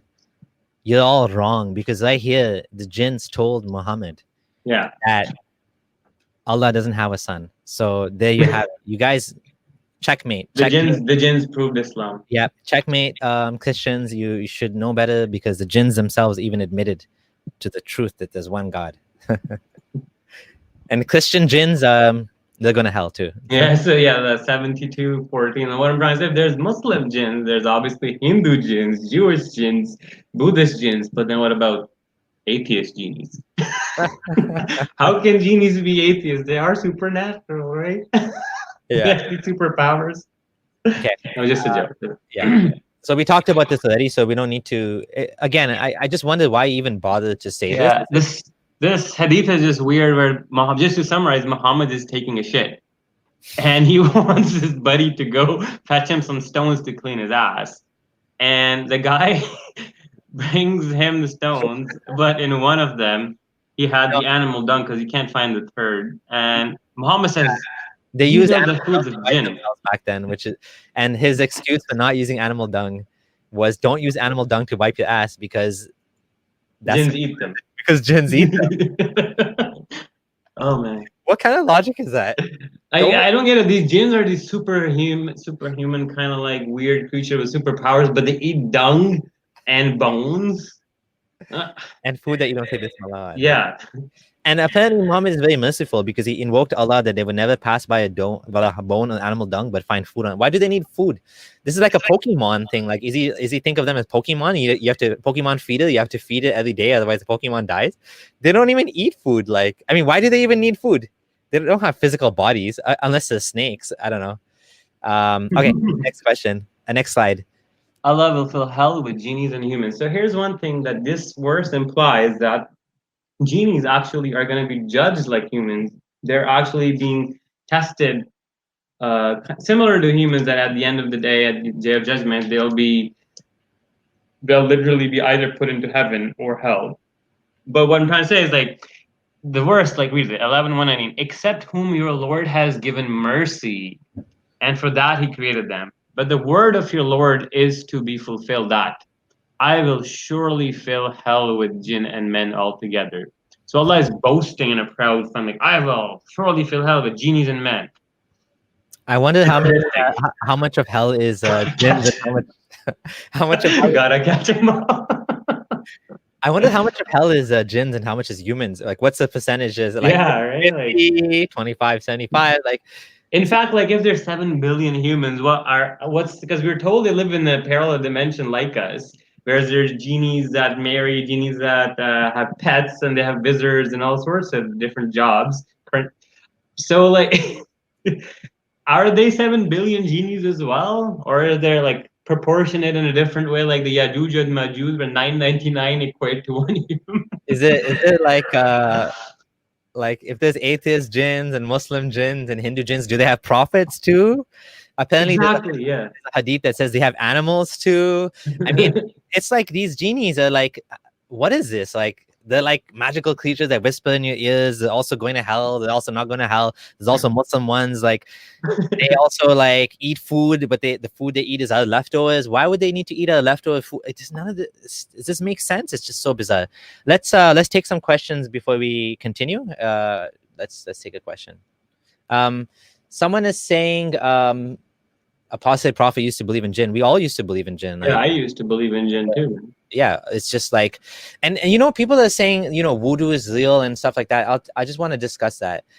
The thing is, people don't realize that you got to be a little bit more skeptical about these things, right? Like, there's explanations that, you know, I highly recommend people who are wondering about these things, sign up to a skeptic podcast, read a skeptic magazine. They have gone through claim after claim and they debunked it. For example, that Ouija board. Yeah. There's a, what is it called? Paramotor movement or something. There's an explanation for it where you slight shift in your movement gets, you know, basically magnified, and so you feel like it's moving on its own. But there's something more to the effect. I forgot what it's called. Someone in the chat's gonna say it now. So do check out. Jinns have divorce courts too. Like, this is like, it's like. Well, I mean, there's the thing that there's this one verse that is so weird. In Surah Rahman, لَمْ يَطْمِثْهُنَّ إِنسٌ قَبْلَهُمْ وَلَا جَانٌ. Something like this, where Allah's talking about preserving the houris inside tents, whom no jinn and men haven't ever touched. Yeah. This implies that jinns will be having houris in heaven as well. So why does Allah need to protect houris in heaven from what? There is no sin in heaven. Yeah. So like, what's the protection for? Yeah, exactly. Doesn't make sense. Okay. Hi, Weeping Prophet. Welcome back. Hello. Hi guys. Hello. Yeah, I used to believe in this stuff when I was a kid and used to be very afraid of this. But when I started researching about this, it turned into a comedy. Like, if you know about this story of a woman like Emily Rose, I studied her case actually, and this is a funny part. When the priest asked her who she was, you know what she said? She said she was Lucifer, Cain, Judas Iscariot, Adolf Hitler, and Nero. So just look at her answers. The word Lucifer is a Latin transliteration into German. Oh yeah, that's a good point. Nero is a demonized king according to Christianity. And where did Adolf Hitler come from? He's a politician like Mao and Pol Pot. So as a German, she only has knowledge about only those things. Oh wow, very good point. Yeah. So and the voice changing. I heard the recordings. She paused for a second and she added Adolf Hitler into the list. It was so funny. Like, I laughed like anything listening to it, and that moment it shattered. Like, I stopped believing in this stuff. Like, I remember I watched this movie, like, I don't even know, like early mid 2000s when it came out, Exorcism of Emily Rose. Yeah, I think so. Yeah, I remember a scene where she's tied in a barn at one point, and then she just had like 11th and the priest is doing something. Yeah. Yeah, it's weird stuff, man. And then yeah, and also if you see these paranormal activities or like these possessions, they're speaking in tongues, etc. They only speak the languages and the sounds of their language. Like for example, the Pentecostals, they don't produce sounds like Arab people. They only produce sounds according to the English language. Exactly, that's and they think they get from God. So what he's saying is that if Samir was starting to speak in tongues, he wouldn't start suddenly speaking in click languages from Africa. Because he never experienced those. Yeah, why not click languages from Africa? I mean, it's all tongues, right? But the English person will never say the click sounds because he doesn't know it. His brain didn't register it. Exactly. So all these jinns, possession, and everything is fake. Like I told you, right? The Emily Rose, the Adolf Hitler thing. Yeah. comedy Actually, gold. very good point. Thanks for sharing that, man. That's a very good point. I'm really enjoying today's show where people are bringing up such salient, important points and questions. That's what I wanted to say, man. Okay, thanks for your call. Hello, Emmanuel. Hello. Wow. Hey, gentlemen. Thanks for taking the time to have me on. I sincerely appreciate it. How's it going? Not bad. How are you? Good, man. If first of all, I'm wearing a hat because my hair is just a ridiculous afro right now. No problem. Don't worry about it. If I may, I'm just going to make a quick comment, and then I have a question, if I could ask, if that's all right. Absolutely. Just be on topic. Yeah.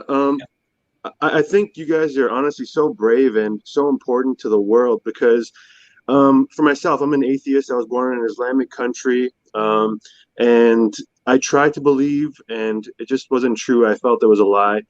And all you can do when you go on YouTube, if you want to try to find people, rebuttaling Islam, is always this ownage compilation. But not many people are doing what you're doing and taking the time to thoughtfully, kind of like a Dillahuntty, but the Islamic version, trying to, break down these arguments and give these people an outlet. Because even the people who are arguing against you are coming in here and hiding their face, hiding their names. And that shows how much fear there really is. So sincerely, I think you two are some of the biggest heroes the world needs right now. And then my question, my question to you is, whenever I go on, if you go on Google News right now and you type in Islam, or you type in YouTube, you type in Islam, it's always pro-Islam propaganda, always positive. And part of that might be the fear of, violent Islamic retaliation. Is that disheartening to you guys? And how hard is it for you guys to try to kind of make a name and make a way for yourselves in this field and try to kind of reach out to the community? So I'll go first. You do make a good point about fear of retaliation. I think that's more of a subconscious thing. I don't think anyone wants to really admit it, that when Charlie Hebdo happened, that people were actually attacking the cartoonists. I don't think people would honestly admit, consciously that, oh, we're doing this because we don't want to be next.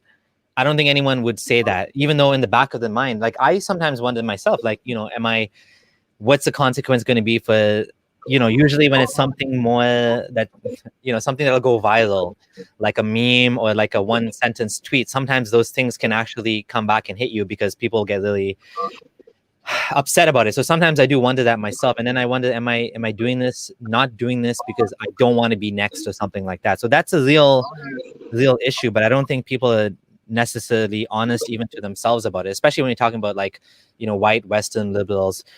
The ones, when Salman Rushdie happened, it's shameful that people were attacking him. Like, you might not like what he wrote his book about, his satire, and but we need to stand up when someone is bullied like that. All of us need to stand behind him. Like, we don't have to agree with the content. And the book wasn't even that good, but they made it a big thing because they, bribed Barbra Streisand effect by saying we're going to kill you for this book. They amplified his book, and everyone needs to stand behind him and not, we need to all help each other, not against we shouldn't be helping the terrorists, the people that want to shut us down, especially when he didn't do anything like that bad. He made a satire, he made a comedy or a book or whatever. Like, who cares? You know what I mean? If people are going to be offended about that, that's okay. You can be offended, but he has the right to say that, so that's my position. In terms of how difficult it is to do this, the tech companies have a left-leaning bias. So when you're talking about YouTube, when you're talking about Facebook, when you're talking about all of these platforms, they tend to they don't want to be racist, they don't want to be xenophobic, they don't want to be bigoted. So what they do is they tend to shut us down. And sometimes it's unintentional. That I think it's coming from a good place. I don't think the solution is to just abandon YouTube, go on some other platform like BitChute or something. I don't think the solution is to quit Patreon and go to Subscribestar. I don't think the solution is to quit Facebook, make a new social media. Those social medias tend to look like the dark web, these alternate social medias. You have like neo-Nazi content, you have like, the most disgusting stuff. So Facebook and these companies, they're trying to keep the bad stuff off the internet. They're trying to keep off the far right and all of that stuff. But what ends up happening is sometimes I think we are collateral damage. I think that we are the ones who are getting hit by mistake. I don't think we are the target. And you know, Muslims sometimes they'll do this targeted action where they'll make a private group. Sometimes they're dumb enough to do it in public. And like I made a video about how they tried to attack Apostate Prophet, and they did it publicly on Twitter. They're like, hey guys, create a Patreon account, go here, report his content, let's get his funding sources shut down. I mean, that was just so stupid to do that publicly, because I just made a video on it and everybody's sending messages to Patreon saying, look what these guys are doing. They're trying to manipulate your system. So Patreon, again, you know, at the end of the day, all of these platforms, they care about the bottom line. And the bottom line sometimes means going by the majority. And Muslims are in many ways a majority, because there's a lot of YouTube viewers who are Muslim. So it is difficult. It's very difficult. It's, you know, it's not just the advertising income. It's also the actual income itself can be taken away from you, even if it's private donations. Like PayPal has been, you know, had taken away certain people's accounts. Patreon got rid of Sargon of Akkad, and that's when Sam Harris and Jordan Peterson left. So it is a struggle for sure. Gondal, do you want to add anything to that? Not really. I mean, I'd say that even on our videos, there are pro-Islamic ads on a lot of the times. Like you'll start a video on like Quran President Hajj ads are playing, or donate to Islamic Ali Dawah. It's actually, ironically, there were Ali Dawah ads on ex-Muslims, Muslims leaving Islam on some years' videos. Personal troubles I've faced a lot, but we did talk about them, I think in the blasphemy streams. I don't want to reiterate.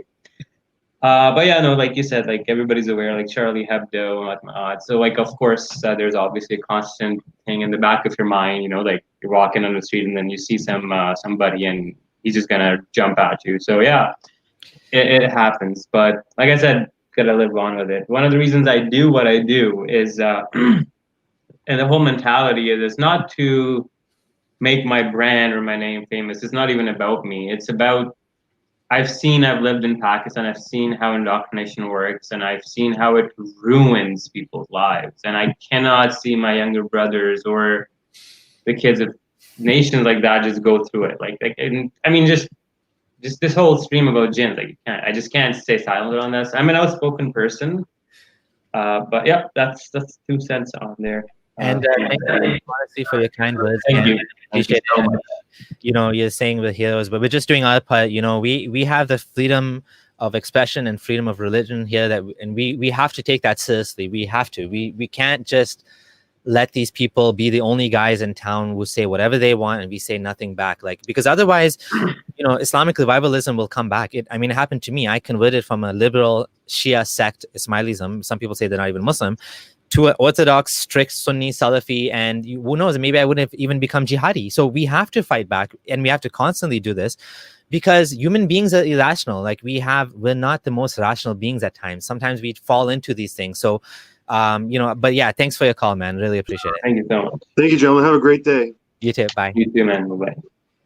Okay, we got 2 more people waiting, but let's do a couple more slides, because right. we need to get through the presentation, right? Okay, we talked about this.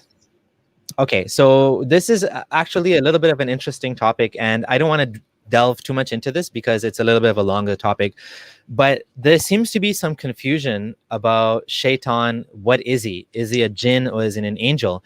When you look at pre-Islamic sources, Iblees, the devil, is known as being an angel, a fallen angel. But and even in the Quran, when it says, Allah said to the angels, bow down to Adam.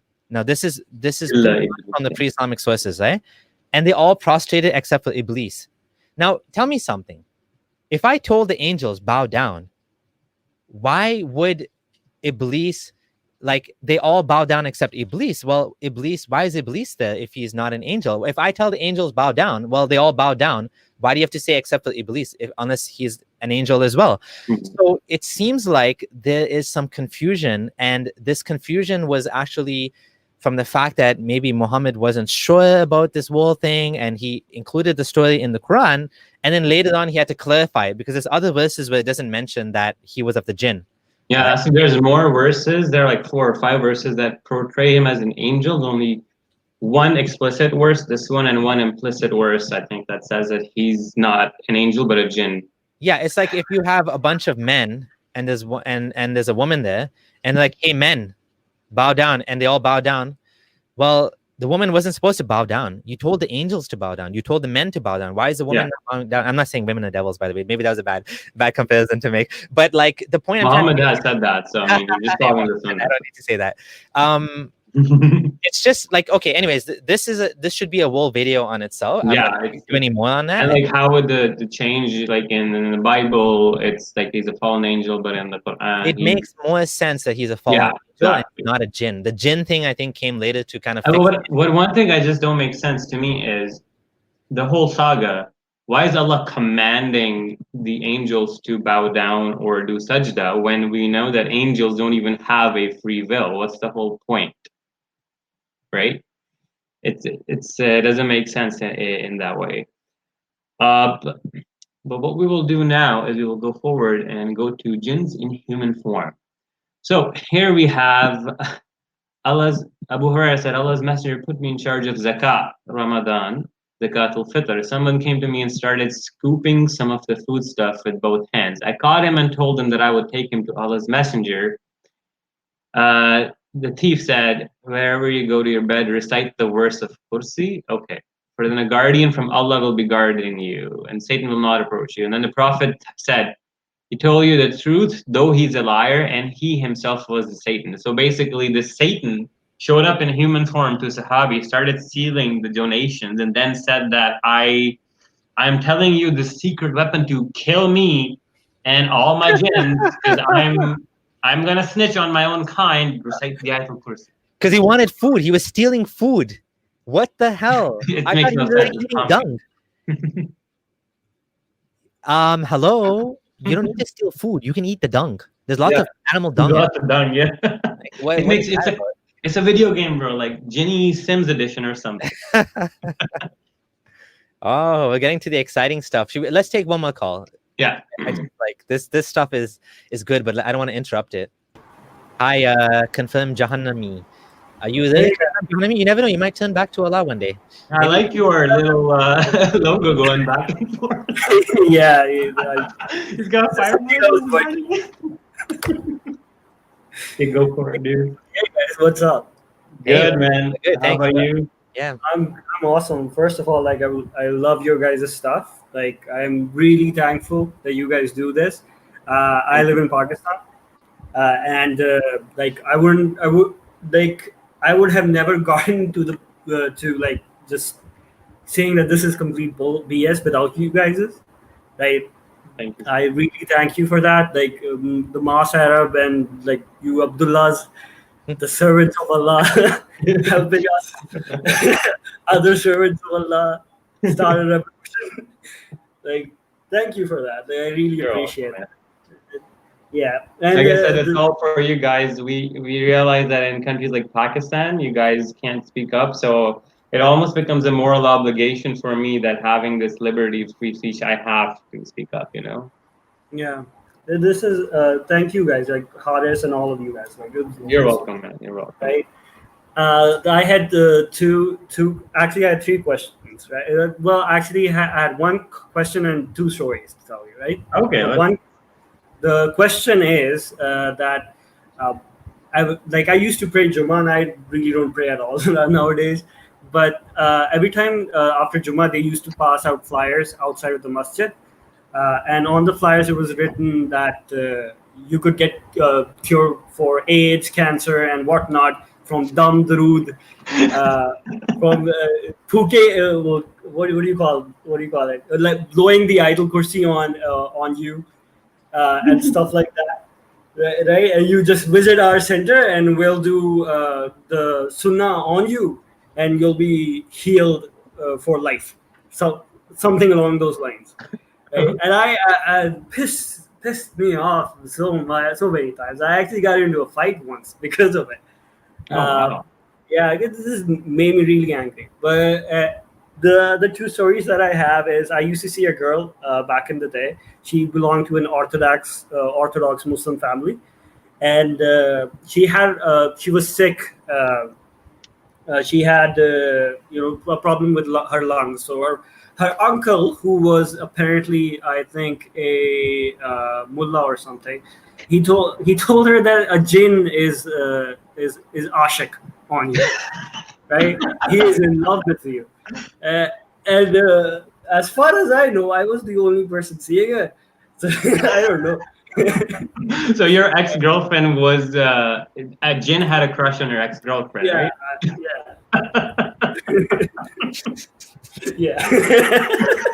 Okay. Yeah. So there was that, and damn it, I think I forgot the other thing that I was going to say. Nah, it slipped my mind. Sorry. Okay, no worries. If it comes back, you can always call in again. Thanks for the call. We'll take one more last caller, and then we'll get back to the slides. Thanks, man. Good luck with your journey in Pakistan. Stay safe. Stay safe, man. Avoid telling anyone. Don't have any blasphemous content on your PC and all that. Use a VPN. I'm about to leave soon. I'm about to leave. I'm making money remotely. I can travel and. Okay. Yeah. Just till then, just stay low, stay hidden. Like I said, you don't want to get caught at the airport on the ECL. Leave your messages on your Facebook, whatever, all that stuff. So one word of advice: I have a few friends that literally their houses were raided by the FI and whatnot. Just to give you a heads up, delete everything remotely related to your ex-Muslim or apostasy. Have VPNs with multi-hop servers because they can trace your single hops back. I'm telling you this because I know people in the intelligence in Pakistan. They have traced people with VPNs. And always, if you do use access an email, that is, have it set up with fake names, and always use incognito mode. Because what these guys will do, when they come to your PC, they will literally go into your Windows registry and look at the cache and stuff like that to see what you were searching online. So even if you delete your online history, these people they know where to look, okay? So just be very careful, because I don't want anything similar happening to you, okay? But thanks for calling us. Thanks for sharing that story about the dung healing. Just one thing center, and Samir made a video about this one guy. Remember Pir Usman, the guy who would take this oil in a pan and then touch his foot and then rub his foot on people's chests and that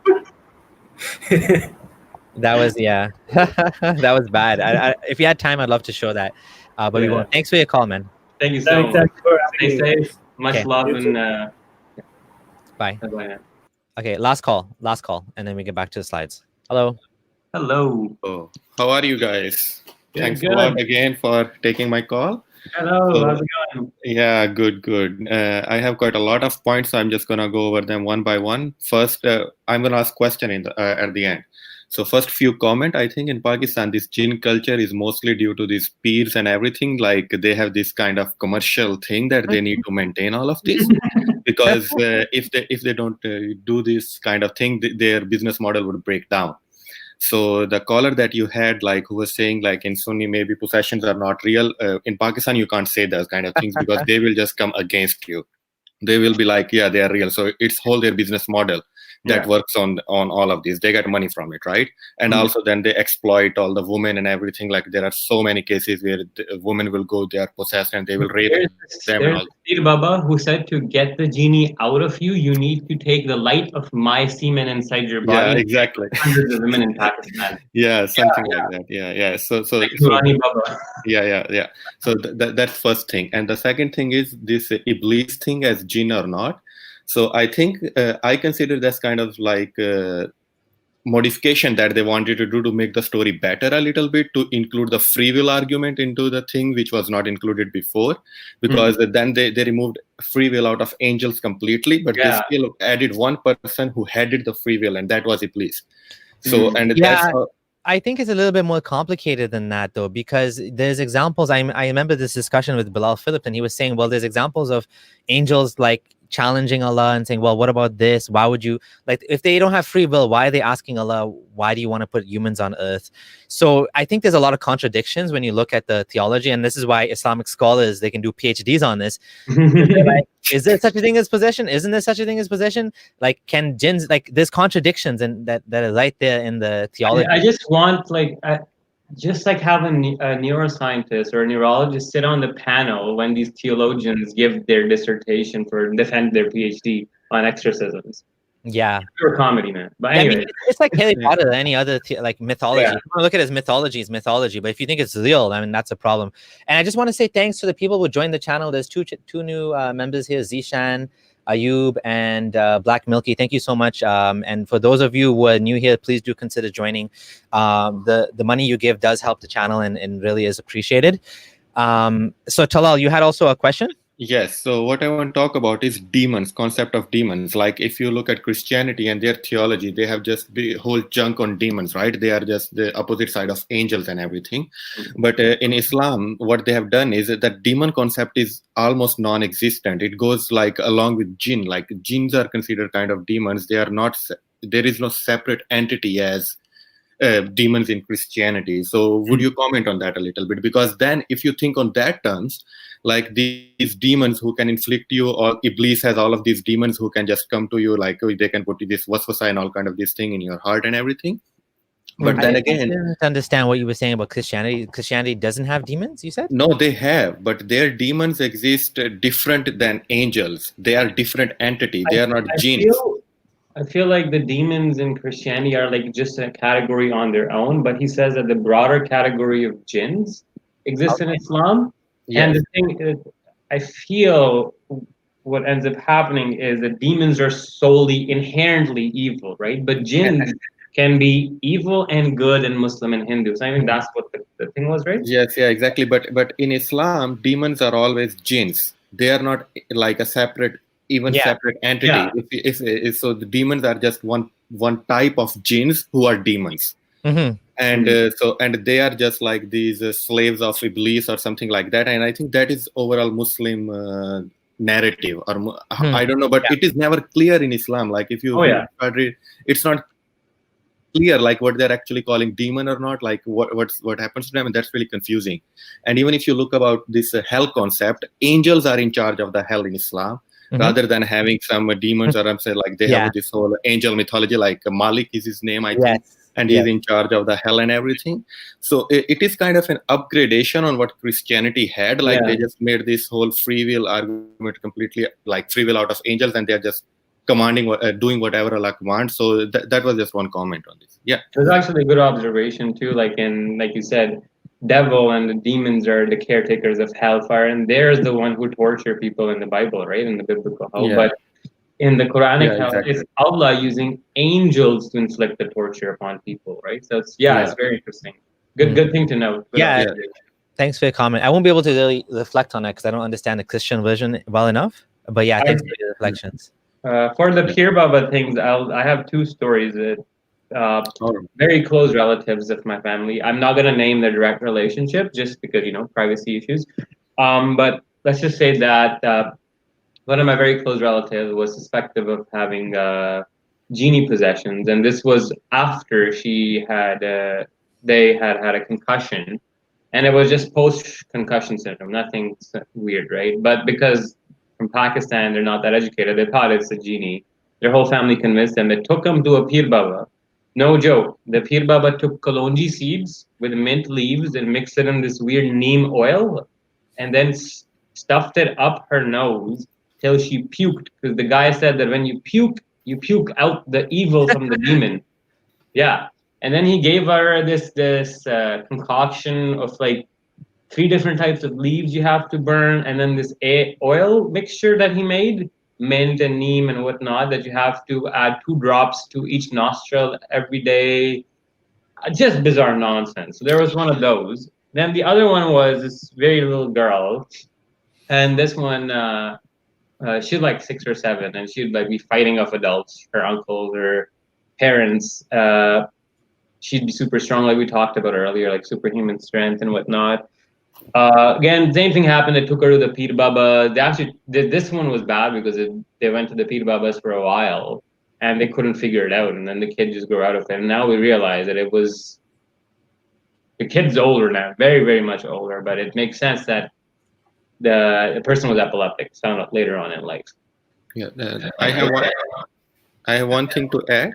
Okay. Like one of my family members, not really close, but they had this kind of issue. They went to psychiatrist there, also in Pakistan, everything. But they went to psychiatrist, and that didn't help them. As soon as they went to Pir Baba, and they did something like this Damdrud and everything, and that seemed to help them, like that just calms them down or something. And this is this psychological effect which actually makes them go to Pir Baba rather than going to the psychiatrist.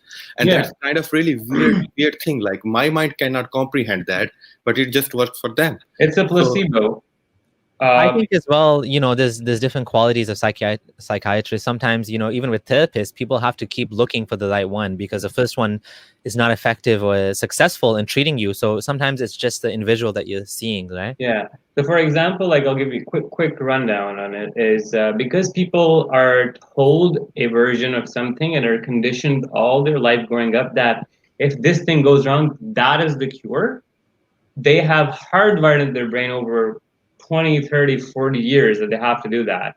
So what ends up happening is, even though they might go to a doctor and he knows exactly, he can see the lesion in the brain on the CT scan, MRI scan, he knows this med will fix it, blah, blah, blah. Person will not feel safe taking the meds from the doctor and will be more happier to go to the Pir Baba. This is a novelty fact too. So what ends up happening is placebo. Like in science, we do this where you give people a sugar pill and an actual pill and divide them into groups, and you'll see that both of them will be like, oh, it worked, right? But it's not really there. So the Pir Baba might be telling them it's working, and they'll actually start feeling the effects. They'll actually have physical better feelings.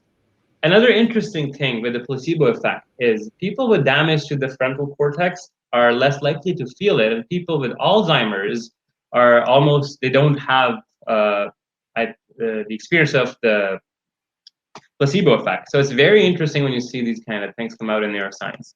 So like I said, why this is important is the frontal cortex planning and pulling memories, piecing things together. Like it's piecing the social conditioning that you've gone through.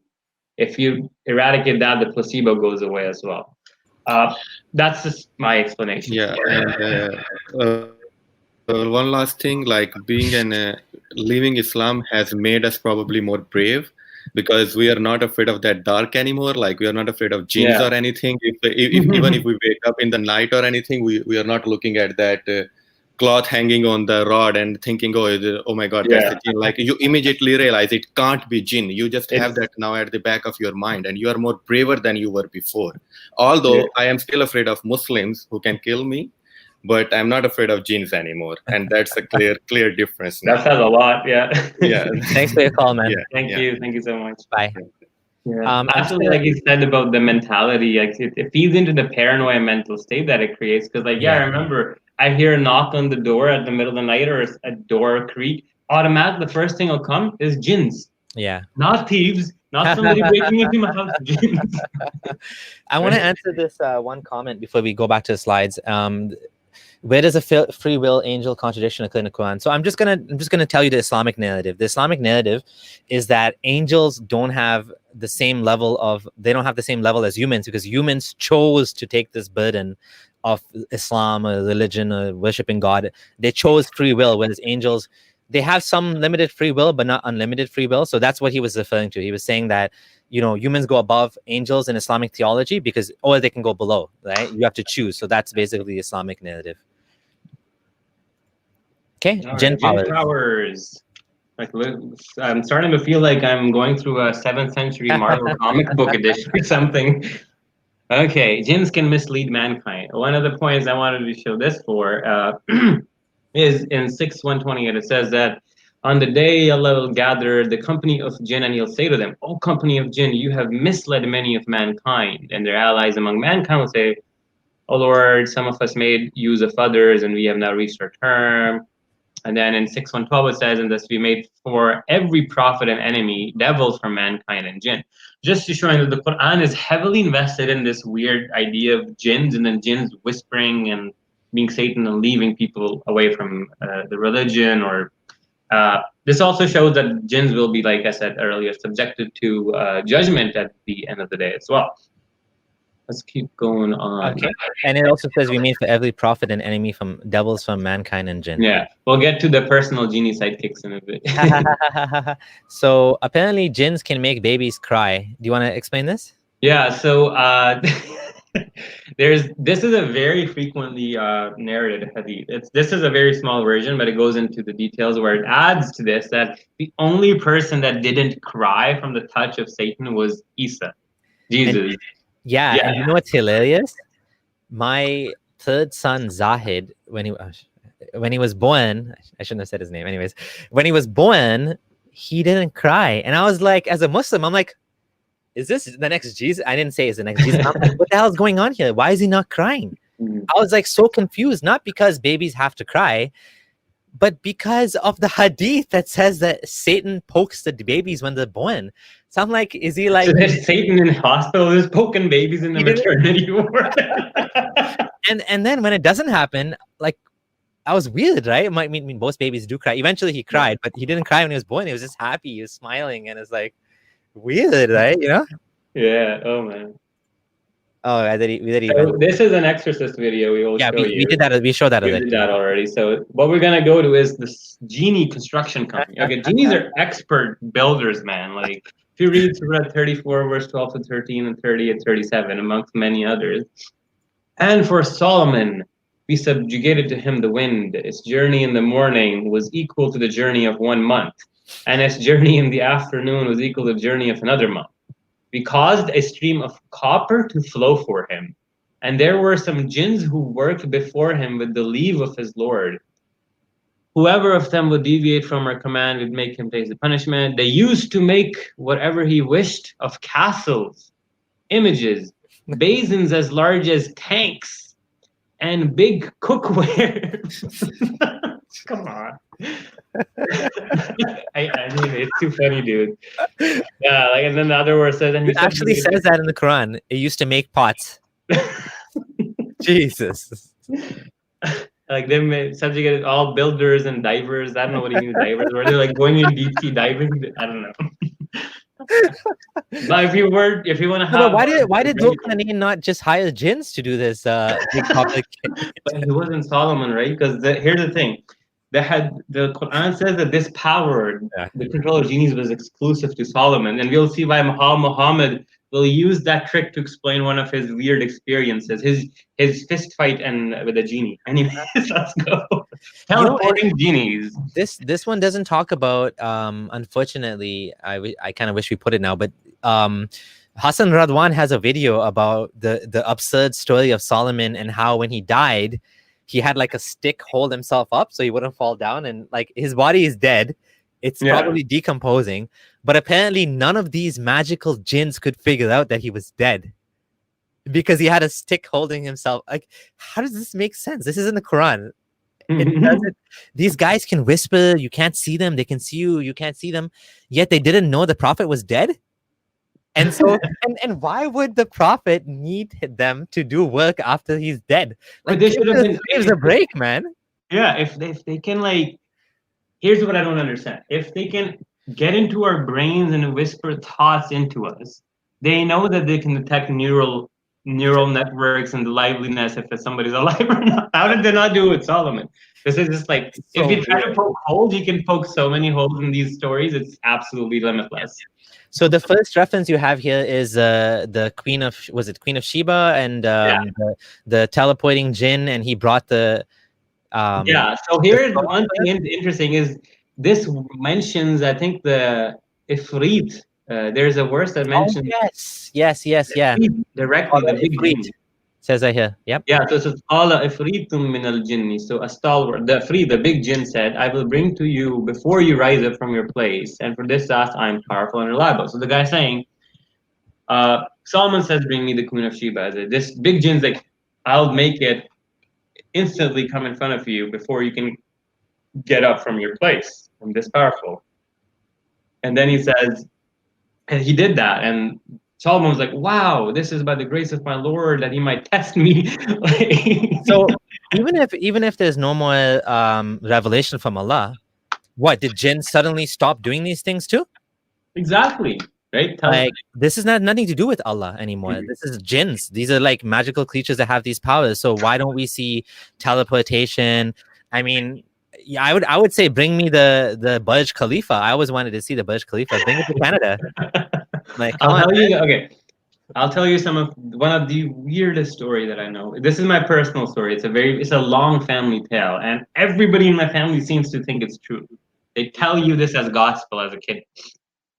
So there was this weird, I don't know, my great grandfather or something.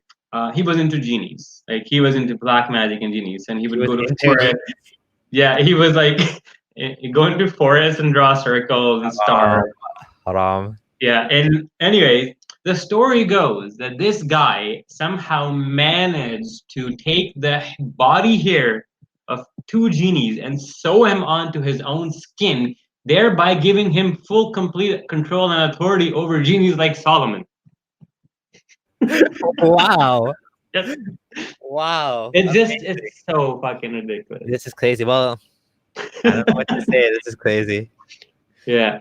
So this is kind of like obvious. I mean, that's what the other caller was saying too, that according to some Muslims, that the power of jinns is limited only to whispering, and that's it. So this is clear in the Quran that you can pray to Allah to stop. But the thing is, these whispers, can they be interpreted as schizophrenic people hearing voices? Right? Oh yeah, that's interesting. The whispers of the jinn. Because these people hear voices of jinns or angel or whatever normally, right? So no, it can't be angels. Angels only talk to Muhammad. Okay. It's so simple. Once you know the Islamic theology, it's like you have an answer for everything. It can't be ghosts. It has to be jinns, right? Okay. This is where now here's what's interesting. Now some people, and this is not just this one person, they say that you can have sex with genies. In fact, genies can rape you. It says in the Quran, not touched by any man or jinn. Yeah. Like, it was talking about the hur, so we know that the humans and genies both like hurs.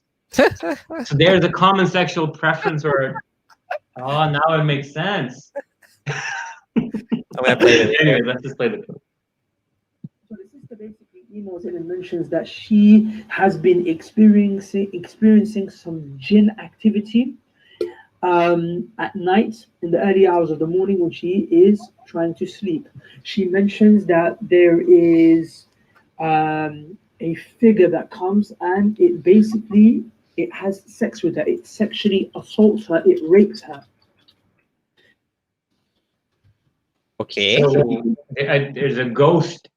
So this lady is being raped by a ghost every night, and we're supposed to take this seriously. Do they have a section on the Pornhub? What about the 4 witnesses? Wait, she claims she got raped, but if she can't produce the witnesses, she should be stoned to death, right?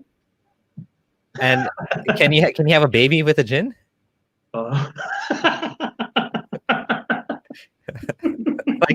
Isa.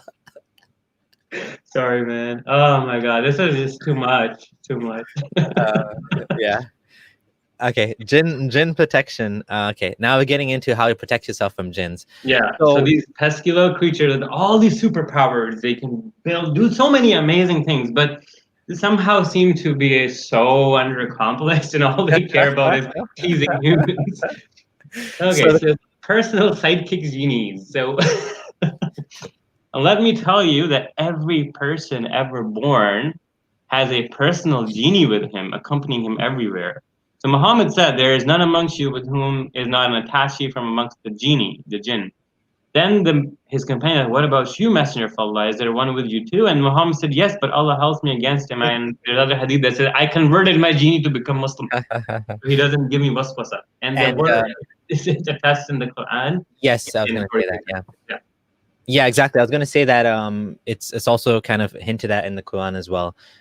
That it doesn't say everyone, but it says that people have jinns as companions. And then it goes on. Oh, sorry, you want me to keep it on there? Yeah, I think it's this verse. Something like this. There's a mention of this in Surah Apostate. Also, it's not just one. I think it's mentioned a few places. All right. Protect babies from Satan's before sex. We talked about Yeah, we talked about that, right? Yeah, so the Prophet said, we'll read the dua though again. Sure. If anyone intends to have sexual intercourse with his wife, he should say, Bismillah, Allahumma janibna janibna. Allahumma janib shaitan wa janib shaitan ma zakna. But what if you want to have sex with a jinn? Do you seek refuge from humans? Okay, this is getting ridiculous, dude. This thing, it makes no sense. It's from every sense. You're just an arrogant, stubborn kafir. Murtad. Fallacious murtad, yeah. I'm presuppositioning naturalism.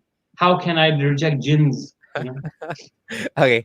This is the one where you go up 3 times and that helps you from jinns as well. Yeah, the dream. And also if you're praying and you get waswasa in your prayer, you go oh wait, I have never seen that one because I was mostly Hanafi growing up. Oh yeah. Or at least in Pakistan. I don't think Hanafis do that during the salah spitting. Yeah. That'd be hilarious. People are spitting. Well, it's supposed to be dry spit. You're not actually like it's like you're blowing basically, right? But it's still so useless. I know it's gross too, right? And it's like maybe that's why they don't want to be shoulder to shoulder, the Hanafis. So someone's asking a question: what's the difference between jinn and the Western concept of genie in a bottle? I think the word genie comes from jinn. I mean, that's why we use it interchangeably.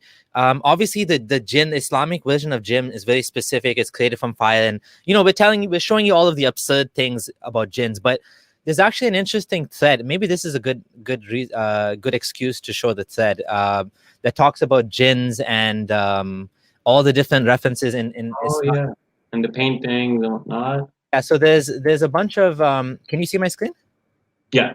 Okay, so there's a thread by this Ali Olimi, I think he's a scholar, academic. It talks about in the Middle East all of the different folklore about jinns.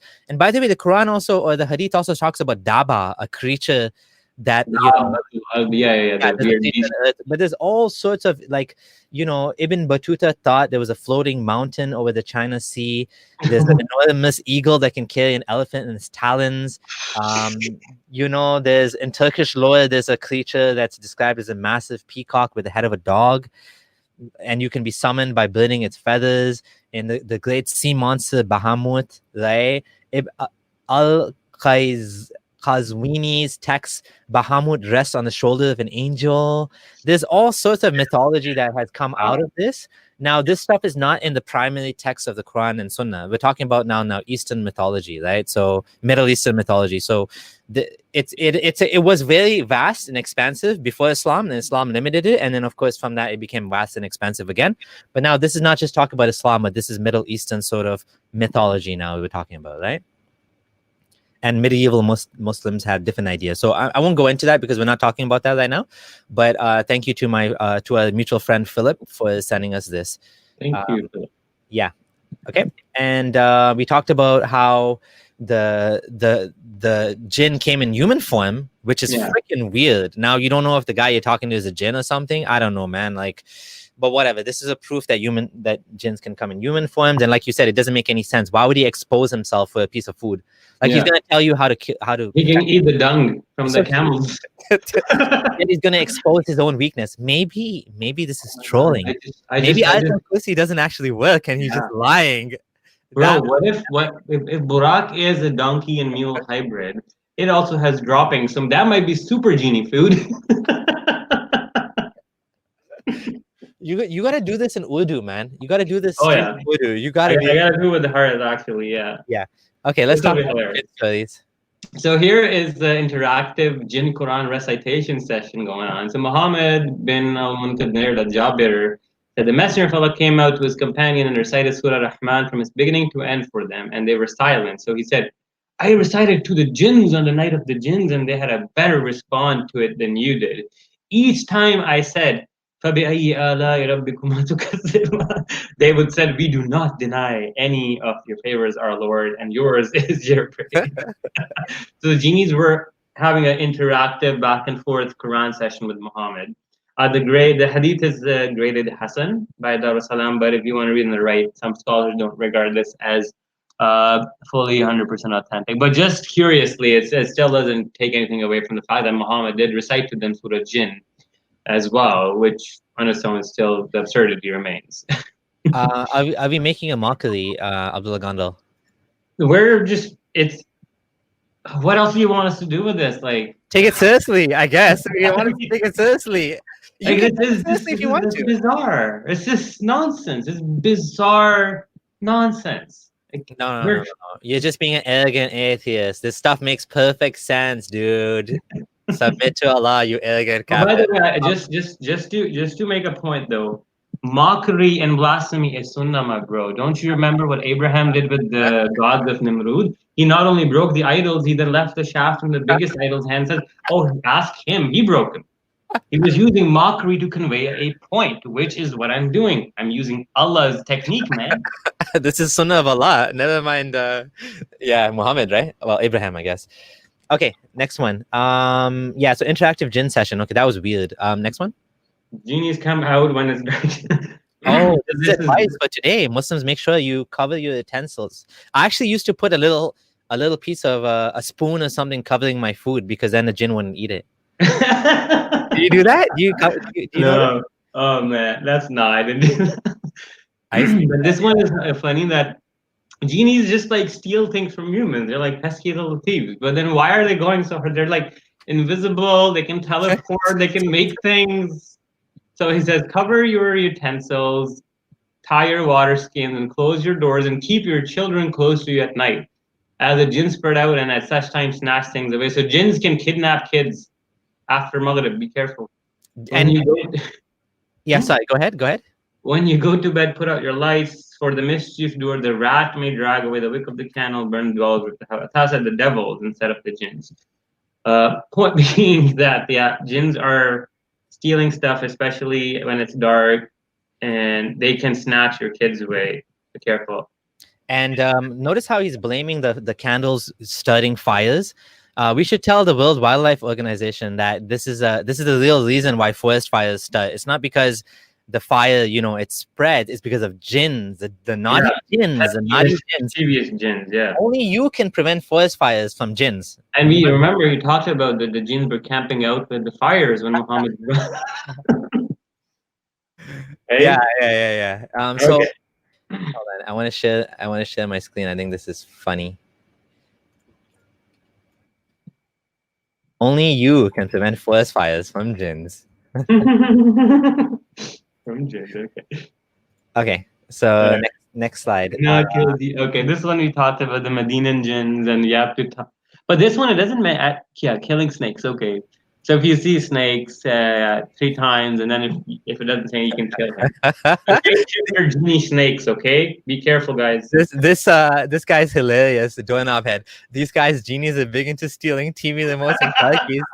He's right. I can never find my TV remote. Usually it's my kids, but now I know it's not my kids. Oh my God, I just had the biggest story coming. Just this memory popped up. So in my house, like, you forget these things everywhere, right? So we thought that these little jinns had stolen, and they hide them, and they play around, and they hide just to mess with us. So my mom went to a Pir Baba and asked him how to fix it. So he said that you write this name of Allah in the air with your fingers, and then the genies will see it, and they'll go away and stop teasing you.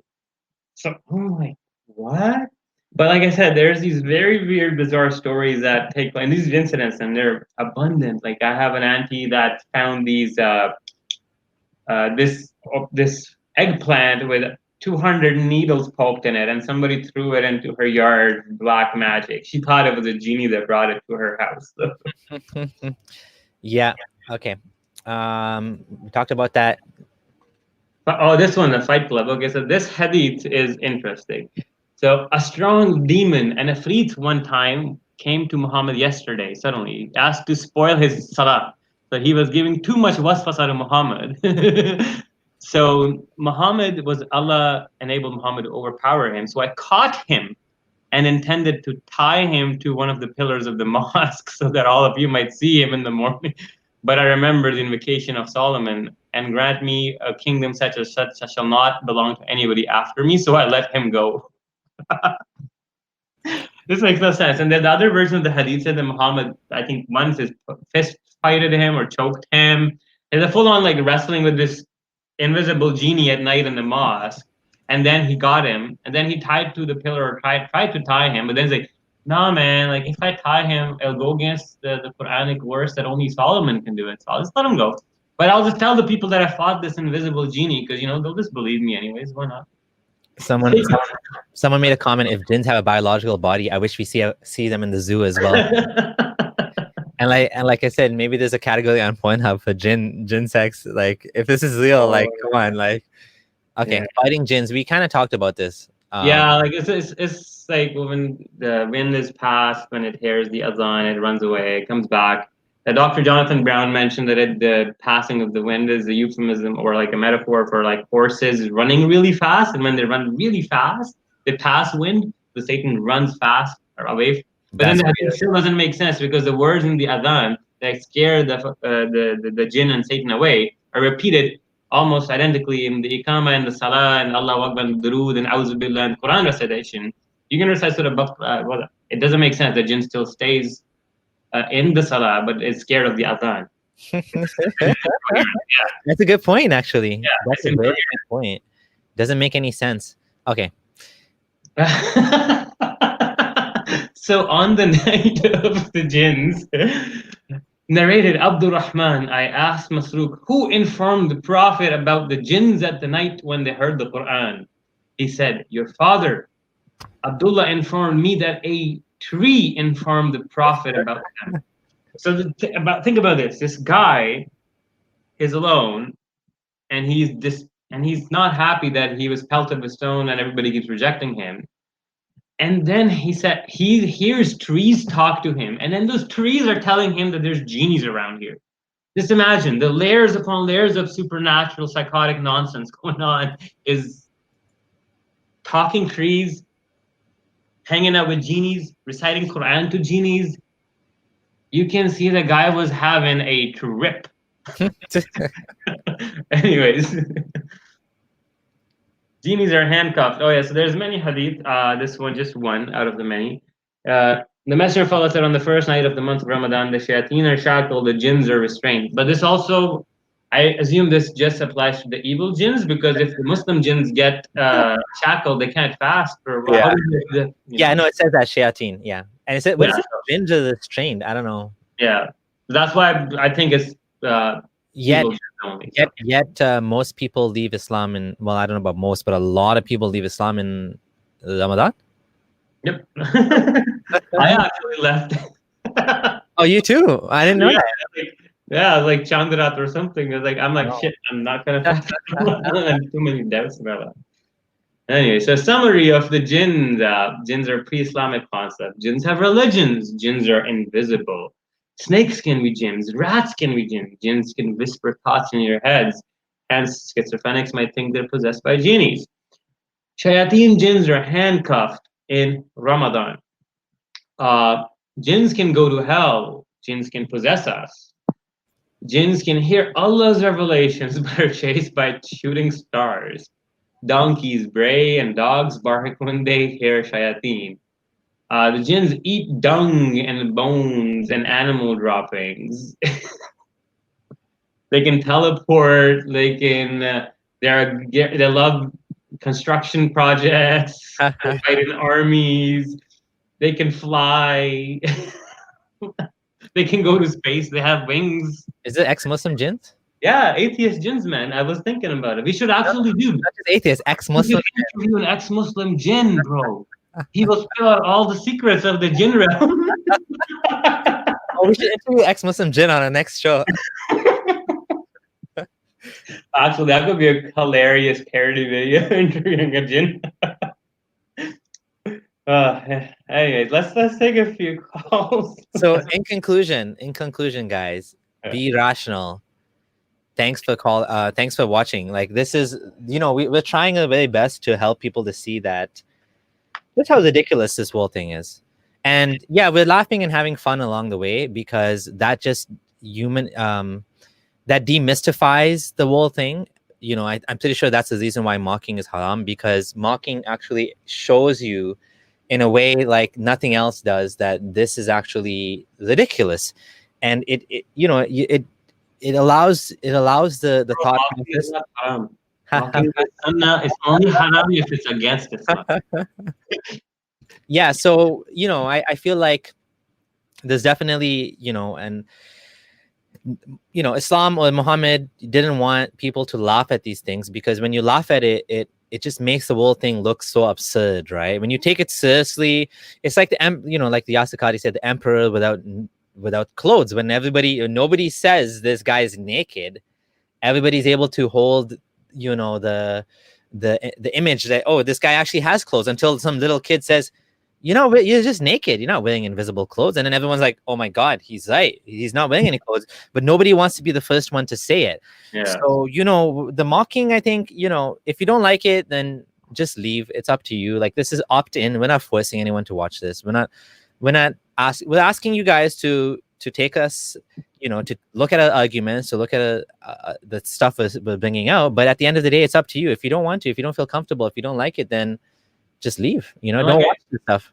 One other thing I'd add is, like, mockery is not the way to go all the time. Like I said, there's, for different things and different concepts and ideas, you have to adapt a different approach. So when I'm talking about, let's say, Quranic preservation, I'm not going to be making Genie jokes. Or I'm talking about neuroscience of prophethood, I'm not going to be mocking him or make a style like we had in this conversation, right? Yeah. But like the Genie thing is just too freaking absurd, man. Like, you can't help yourself but laugh, right? So and the thing, as I said, mockery, according to Allah, if employed correctly, is a good tool to convey a point, like Abraham did. In fact, Muhammad used to mock the gods, like the Lat, Manat, Uzza, and their gods all the time. In fact, he broke the idols. Like, I mean, how much more disrespect do you want towards, you know? But anyways, like, yeah, like, you sent armies to break the idols. Never mind mocking. Like, give me a break. I mean, we're talking. I mean, if you put things in perspective, people are killed for mocking, and you guys are complaining about mocking. I mean, give me a break. Like, there's more important things to worry about. Like, you know, on one hand, they say you guys are irrelevant. Nobody, like, okay, so if it's irrelevant, then why is it bothering you? Just, like, leave us alone. And they're saying, oh, you leave us alone. But frankly speaking, we have got so much abuse in the last week, 2 weeks. It's absurd. Like, so many people are attacking me and you. It's like they've run out of arguments now. They don't have any sort of anything to do except mock us people and attack us and her Sultan, you know, his pictures of his sister and mother, and like. Well, here's how I see it now. We're producing content, like we're doing presentations on neuroscience. We have a show going on. We're being nice. We're taking Muslim and ex-Muslim callers and atheists. We're doing so many different things and positive arguments. And we don't focus, I'm going to refute this guy. Oh, he's a fallacious, lying Murtad or ex-Muslim. We don't obsess over personalities. We're discussing ideas. And our intention is to search the truth and not make it about egos. And that's the thing. So we're putting out these amazing content, and what we get in reply, oh, hey, you like period sex? You like donkey sex? Oh, ha, ha, ha, ha, ha. I'm like, okay, sure, keep going. You're reducing yourselves into trolls. You're accepting yourselves being trolls at this point, right? And that's the thing. And this is a very interesting pattern I've seen emerge, especially after this Quran saga, where the point, it's absurd. There's pictures of me, people making fun of my hair, my nose, putting donkey pictures, all sorts of absurd things. Like, and same with Samir, you know, like making fun of his face, and my mustache, or calling us gay, as if that's an insult. Yeah, there's definitely, they've definitely lowered the standards of, and it's not everybody for sure. Like, I mean, I feel grateful in a sense that at least there's been some sort of integrity with the old Dawah guys. Now the new ones, the young faceless Salafi trolls that are on YouTube, Twitter and whatever, and these young Pakistani, you know, edgy Pakistani Muslims, they think they're being so cool. I don't know. These guys seem to have no integrity whatsoever. At least the guys before, they would say, guys, don't make fun of his face, you know, don't make fun of his wife. That was 2 years ago. Like, that was a couple of years ago. Now it's just like, now it's like everything is fair game to these guys. Like, to the point where they're making memes about my wife, photoshopping her breasts and whatnot. It's absurd, like the level they've dropped down to. And then they focus on trivial side points. We're making arguments, we're discussing ideas. Their whole discourse has devolved into slander and oh, these guys, they're immoral, you can't take anything. It's just slander. It's character assassination. And it's bad on them, honestly. Like I said, that's that. What I wanted to do, if you have any callers, we can take a few calls, and then we will call it a day because it's run for 2 hours. Yeah, I gotta get going, actually. Okay, so what we'll do is we will end the show here, but thanks for joining us. It was an amazing conversation. We went through a lot of absurd ideas and things. And it's actually funny, like, I mean, in discussing the polls and stuff, I hope this conversation really, really helps people see that the ideas and the mythology that is part of Islamic literature is nothing but a human effort. It's an amalgamation of different ideas in pre-Islamic Arabia that were canonized into Islam officially under the guise of genies by Muhammad.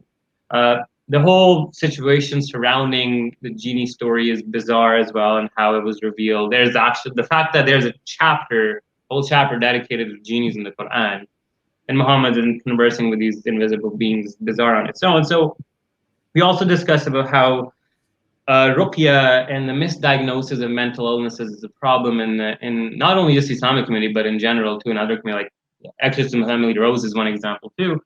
And mental illnesses have been historically misdiagnosed and attributed to genies and stuff, and people end up, instead of getting the right proper care, they end up doing more harm than good when they start doing these ruqya things. So we talked about that. Then we had some weird superstitious stories from people, their personal stories, my personal stories as well. And then, yeah, we discussed a little bit about theology of Iblees and Satan. In the end, we see that we can make a comic book or a video game out of the concept of genies in Islam. Maybe in the next 10 years, who knows, we've already started having a series like the Jinn series on Netflix, I think, and the Messiah series on Netflix. So I think we're starting to see Islamic mythology being used in Hollywood as well, and this will be great to see. Anyways. I was going to say, like, I really appreciate the Muslim callers who called in today. And I do think that this just makes the show that much more interesting. Obviously, we don't want trolls. And if you're going to be a troll, we're going to kick you out. But if you're going to engage with us, like on the topic especially, and you're not just going to here to poison the well and to make us look bad and to slander us, we are like happy to answer your questions, especially on the topic that we're discussing. And if you don't know the answer, I'll just say we don't know the answer. If you think I made a mistake, just point out where either of us made a mistake. We want to attack the religion on its strongest points. We're not here to make a straw man of Islam. We're trying to convey it the way it's believed by actual Muslims. And again, like that caller that said that not everybody believes in possession, that's great. I mean, the caller that said, well, in Pakistan people laugh at you if you say there's no such thing as possession. It's such an integral part of the society there, like the walls bleeding blood, and these things are common over there. Over here nobody talks about jinns. It's like if you tell someone you had a jinn experience, they look at you like you're crazy. Yeah. But they'll think, oh, this guy's a little nuts, talking about ghosts and jinns and stuff like that. And people here look at things differently. When something happens, they don't immediately jump on a jinn explanation. Like my cousin once told me, oh, the cat used to get in the house and she didn't know why. She thought it was a jinn. And that was my Muslim cousin. Now she's like probably thinking that was dumb of me to think that. But at that time, that's how she was thinking. She was thinking the cat was a jinn or something. It was a black cat. Well, in Pakistan, we have this, there are cultural aspects of the jinn mythology too, where the female jinns are called churail, witches, I would say to translate to. But the way to identify them is their feet are backwards. That's what my dad said. And he said, like, one day, like in the 80s, he was like bicycling and he was by graveyard night and he saw this person and he looked at her feet and they were backwards. So he biked as fast as he could. And this story's been, like, the idea of the backwards feet, the churail, has been told to me by, any person I can think of. It's so commonly known. Bro, like, I am so grateful that we don't think like that. Yeah. This is the greatest gift, God. I mean, looking back at it, man, like, the universe used to believe this. Yeah, the universe or God or whatever, like, we are so blessed that, like, when we see things, we think about it rationally. We don't jump to these weird ideas. The world makes so much sense now. It's coherent. Like when somebody says, near-death experiences or something, we come up with an explanation that makes sense. We don't have to come up with these weird beliefs that don't make any sense, like Adam and Eve and, they had incest and, the kids had incest. Like, none of that makes sense. But when you look at evolution, you look at science, you look at physics, you look at biology, it all fits in so beautifully. If I can plug a book that I want to recommend that people read, it's called A Short History of Nearly Everything by Bill Bryson. It's a beautiful book that shows like how science developed, how humanity has discovered things over time. And I'm so grateful that we are not believing in this dumb dogma, that we're not wasting our lives. Like some people might think we're wasting our lives doing this, but we love this. We're doing this as this is a joy for us. We're doing this as long as we want to do this. And if we don't want to do this, we won't do it. For now, we're going to do it. Maybe in 10 years, we'll be doing something else. Maybe we won't. God knows, you know, there's God knows. But you know, it's a joy. Like we do this because we love humanity. We want to give back something. We don't want anyone else to make the same mistake that we made. We don't want anyone else to invest the time, energy, and dedication to a false god that doesn't exist, that's not going to reward you, that's not going to punish you. Like live your life, you know. And this is my message. That's what I want to conclude with. And also, yeah, stop being scammed by these peer babas who claim to take genies out and give you these weird concoctions. They're only trying to sell you absolute nonsense and stuff. And they charge you a lot. Like I said, there was a whole controversy surrounding the Ruqya services from Hasanat overcharging this famous YouTuber that hangs up with Adam Saleh or something. I forgot his name, but Slim or something. Anyways, yeah, like there's a lot of you can get scammed into this, and you can lose a lot of money. And you might end up paying $10,000 to this Ruqya guy, and all you needed to do was go to the neurologist, and he'll give you an antipsychotic that'll cost you $100 and you're fine. And some of these things, unfortunately, they're not fixable. Like the Pir Usman guy, I had a guy contact me after I made that video that said he's been going for his kids for autism to this Pir Usman guy. What he does, Pir Usman guy, what's his name? Usman. Pir Usman Ghani, I think. Yeah, whatever his name is, Ghani, rich, haha, hilarious. He does it for free. And you go to him, and then, you know, at some point they transfer you over to one of his minions in the locality that you live, and then you don't see Pir Usman anymore. You see this guy, and you have to keep going, and that's when you start charging money. And this guy said he's been going for his kids for autism, and it's not doing any, like, no shit. That's a neurological condition that cannot be cured. There's no cure for autism. Like, that's just a wiring of your brain. You have to live with it. There's no fucking cure. And these people are being milked by these scam. That's the worst part of this whole thing, I think. It's just then when these people take advantage of naive people, and they some of them think they're getting better, and then they don't get better, they get worse. Yeah. I mean, that's the worst of this whole thing. Do you want to add any more final comments, and then we'll just end it? I think our everything that needs to be said on the topic has been said. I hope just people really sit down and think about how ridiculous the concept of genies is, and how it just shows that this is all made up nonsense. That's it for me. Until next week and the next episode, we will join you. But if you have any suggestions for what you want to talk about, let us know. We can discuss another lighthearted topic like this, or we can go deep dive into something more deeper and more exotic. So let us know. But until from my side, Science Hafiz. Science Hafiz. Bye.